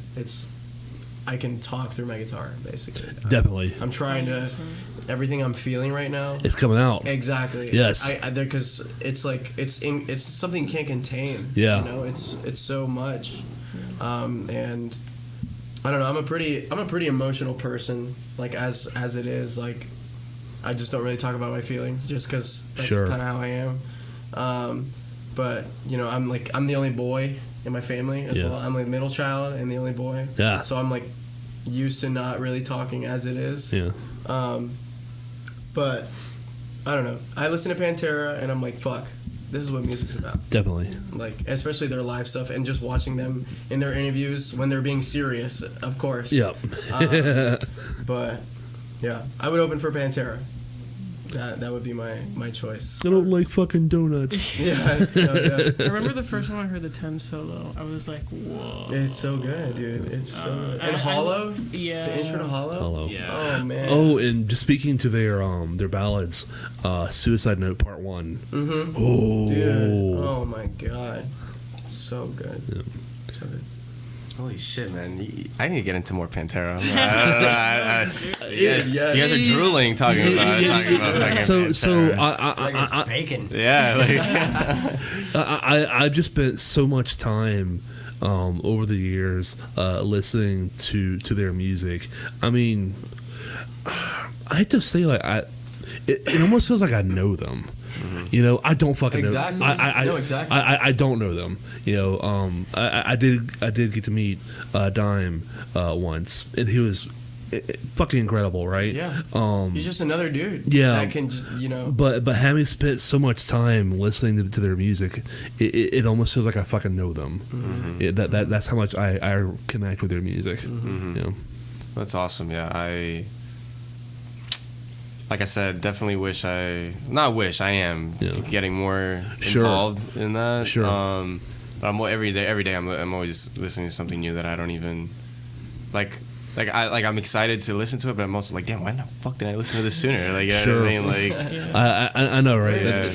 yeah, seriously, where's this shit been? But I feel like it can also be kind of like intimidating. It is very because like there are intimidating, bands yeah. that have albums on albums Yeah, on albums, yeah, and yeah. you get into one song and Yeah. you're like, shit, I Like, have like years to catch that's up what I'm saying. on. There's only one. You only have Yeah. one brain. Only have 2 years to Exactly, like. And you only have so much time. Yeah. I wish I could like Yeah, gather that's it how all. I like, feel Every about- single day. Every single day, Yeah. no joke, I'm finding a new band. Yeah, a new 100%. song. Yeah. And most of the time, it's like shit that a lot of people know. Yeah. At least you're not having to go to the store, pay $20, or find You know? somebody with a Yeah. mix. You know, imagine that. Very You true. don't Yeah. have to admit that you Yeah. don't know shit Yeah. about shit. I mean, YouTube yeah. and that, you can get their whole fucking Discography. Yeah. Yeah, like a crash. I course made that on analogy YouTube. about learning. You can learn how many bass players Yeah. you had. Like, Yeah. you can learn whatever. I made that analogy about learning guitar or any instrument. Really, imagine being in the '80s learning how to play fucking guitar as opposed to now. Yeah, I they mean, would- it's like They would listen to it yeah. over and over. So I always wonder, like, Yeah. these crazy ass solos. Like, man, how did they even learn how to do that without kind of like the resources that we have, like we have now? Absolutely. You It's have to incredible. figure out how to slow down a metal church. Yeah, band. it's crazy. Yeah. It's crazy. It's insane. It's insane. That's Yeah. why it's really like no. I don't want to say no excuse, but there is no excuse now. Like there was never an excuse, but you really, come on, this is the time to learn how to do things, how to play music and how to play an instrument. Like, now is a great time to learn. It's only going to get, I wouldn't say easier, but it's only going to get more, like, the resources are there, you know, you got to, accessible, yeah. But I would say, shockingly, that Metallica, when Cliff was around, when Cliff was around, I would. Sure, you're gonna say Cyndi Lauper. No, it was a hard, you know, debate, but hard battle. But yeah, no, when Cliff was around, I would have definitely loved to, of course, have opened for them. The band was never the same since Cliff died, and then I always see videos of Cliff, and I do believe that he wrote a lot, not wrote a lot of music, but like he influenced a lot of the music. They didn't really know a lot about music, like technical music stuff. He was the more music theory guy. He was super smart when it came to stuff like that. And even the subject matter, a lot of it came from shit that you know, like books that Cliff read. Yeah. He read a lot. He was super smart. Like, you know, James always talked about Cliff being kind of the one that kind of brought it all together. I think that's kind of when he died, that's really took a toll on them. Absolutely. So they've had an interesting evolution. Yes, I agree.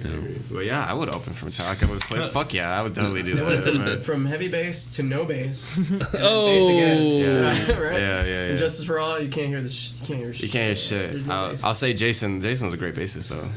Definitely. Yeah. Yeah. I miss Jason for his backing vocals. I miss Jason for everything. To be honest. In my opinion, as far as bass playing is concerned, Rob is a better bass player. But I see that. I don't know. Yeah. I see Rob that play as for well. Suicidal Tendencies. He's a great Grooves, Ozzy Osbourne. And Ozzy. And I really don't like Pantera. Or not Pantera. Wait a minute. No, I take back everything I just said. Yeah. I really don't like Metallica, but I see them so much on Instagram, and I can't not pay attention to Rob. Yeah. Like he's a really good, You're good. not utilizing that man correctly. I agree. I could agree with you on that. Yeah. They're underselling him. I'm waiting for a bass solo to come up on a fucking Metallica album. That'll ever come up. So sick. Well, they didn't have one on an album, but they had one at a concert where he It's played good. solo. Yeah, there is that. Yeah, for whom the bell tolls. Yeah, Yeah. it's fucking dope. Yeah. That was good. He had that stank face on him, Yeah. as he always does. As he does a crab. Yeah. And Orion as well. Oh my God! Oh, yes. shit. I love that you just said that. Yes. Yes. Yeah. Orion is a great song. Yes. I love Orion. Yeah. Hell yeah. Oh yeah. So And I think, I'd open for any of these people. But what was it? I reread the question a little while ago. At first, I was going to say Nirvana when they were still around. Okay. Just because, the atmosphere of that. Yes. But then I thought, a summer tour. There was this one show that Blink-182 played in 1999 in Daytona.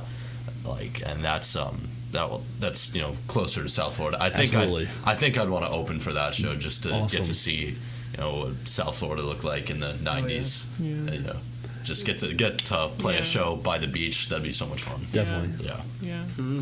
Yeah. I think Alice in Chains played a show in Brazil. No, not I think. I know they played a show in Brazil. And for whatever reason, every time I think about it, I just can't picture Alice in Chains playing a show in Brazil. And Right? Yeah, I can't. yeah, I can't. the crazy thing about all these bands, except for Metallica and Pantera, but all the grunge bands at least, Yeah. people hated them. Yeah, they all came out of Seattle, and I feel like only Seattle people and the people that were scouting them. I don't know, man. I grew up in a small fucking town about an hour west of here, and I was in high school at that time, and people were fucking eating them up. Really? Yeah. That's good. Yeah. Yeah. I don't know. I've heard a lot of hate about them. Yeah. A lot of older people are like, Yeah. oh, now you guys like these people? You Yeah. guys were shitting on them during their prime. Okay, during the actually, 90s. yeah. There was definitely some increase in the fan base after Kurt died. Mm-hmm. There's definitely some, because now it's pretty it's typical. Yeah. Like once someone famous dies that you don't know about, you're like, oh, let me check him out. Yeah.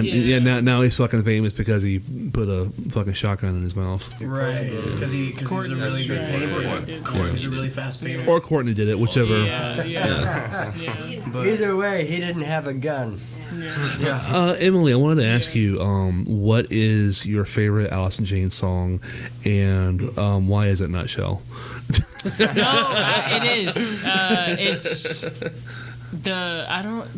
surprisingly, a lot of the songs that Lane was writing and singing about were so emotional and like about his addiction and things of that sort, and but for whatever reason, Nutshell was the first song that I ever felt like I was hearing him. Yeah. Like, I heard him loud Absolutely. and clear in that. I was actually just learning that song on guitar today. Bro, it is so... This was about a year, maybe 2 years ago. For the very first time, I was learning, the C-A-G-E-D chords, right? Yeah. And I was just... absorbing anything that I could that had those chords, and I was watching the unplugged live video. It's literally one of the best recorded live music. And they opened up with Nutshell, and I'm watching Jerry Cantrell, and I'm like, he's playing fucking G-A-D-E-D. Yeah, no. And on an acoustic guitar. On an acoustic guitar. The strumming pattern is a little wonky. Yeah. Da da da da da da. Yeah, it's but crazy. once you get the strumming pattern and the guitar melody goes with the vocal melody, so there's no weirdness between the two. Yeah, and the song is so simple. It is so simple, Yeah. but So it's probably no, not probably. It's Nutshell, and then I mentioned I can't remember earlier. I don't know why that song it's so good. It's so good. Yeah, definitely those two are up there. Cool. Yeah. What about you? Nutshell. Other than Nutshell. Other than Nutshell, I'd have to say Rooster. Yeah. Yeah. So this was kind of funny.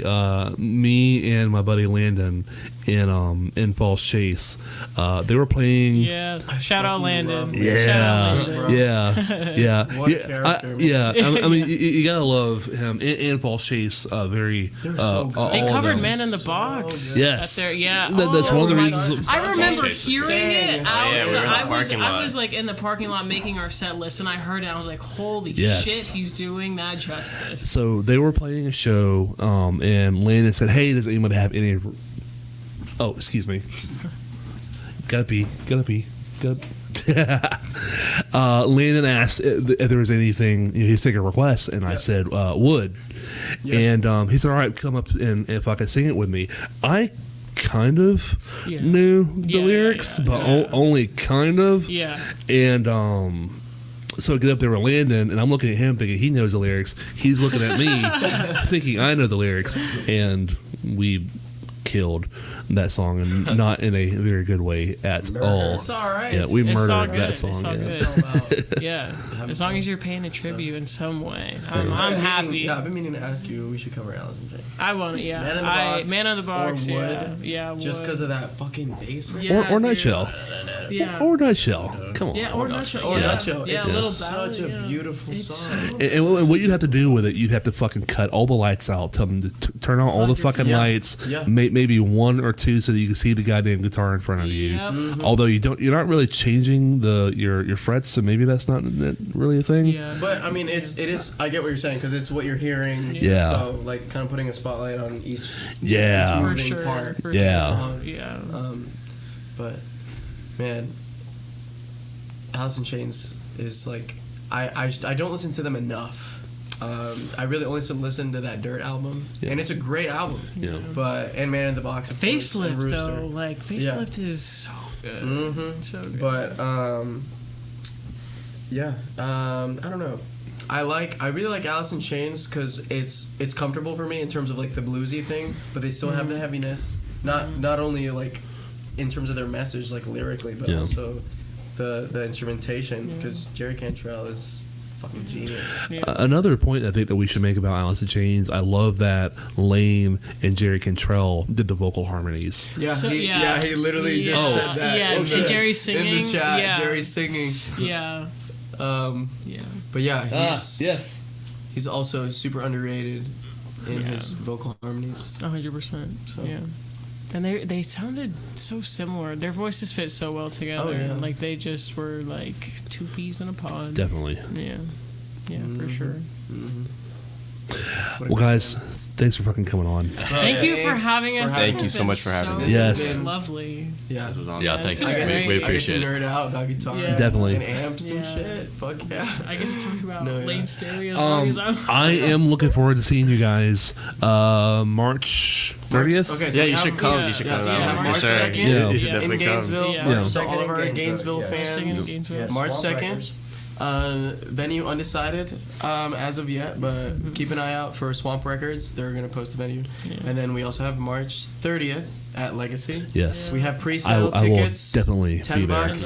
DM Please us. DM us. Yeah. Yes, we. We'll drop if them you wanna, off. Yeah, exactly. We'll Yeah, drop them off. Do whatever. Mutual Friends Delivery Service. Yeah. Tyler, Yeah. Tyler will deliver it. I got it. Yeah, Yeah. he got Hell it. yeah. He's got a whole IKEA bag of Yeah. tickets. Any of Like you live Santa on the with northwest IKEA side of bags. town? No, that's No. okay. Yeah, That's yeah, all right. no. I was just curious. So right in the center of Tallahassee. Gotcha. Pretty yeah, much. So. yeah, pretty much. Yeah. But yeah, thank you for having me. Thank you guys Thank for you having so us. much. For real. Yeah. Yeah. Guys, it's fucking Yeah. blessed. For making it out and spending yeah. the evening with us. Hell yeah. Always. It was a lot of fun. It was. You want to count us out? Give me a 3 count. All for Grimmy Show. Alright.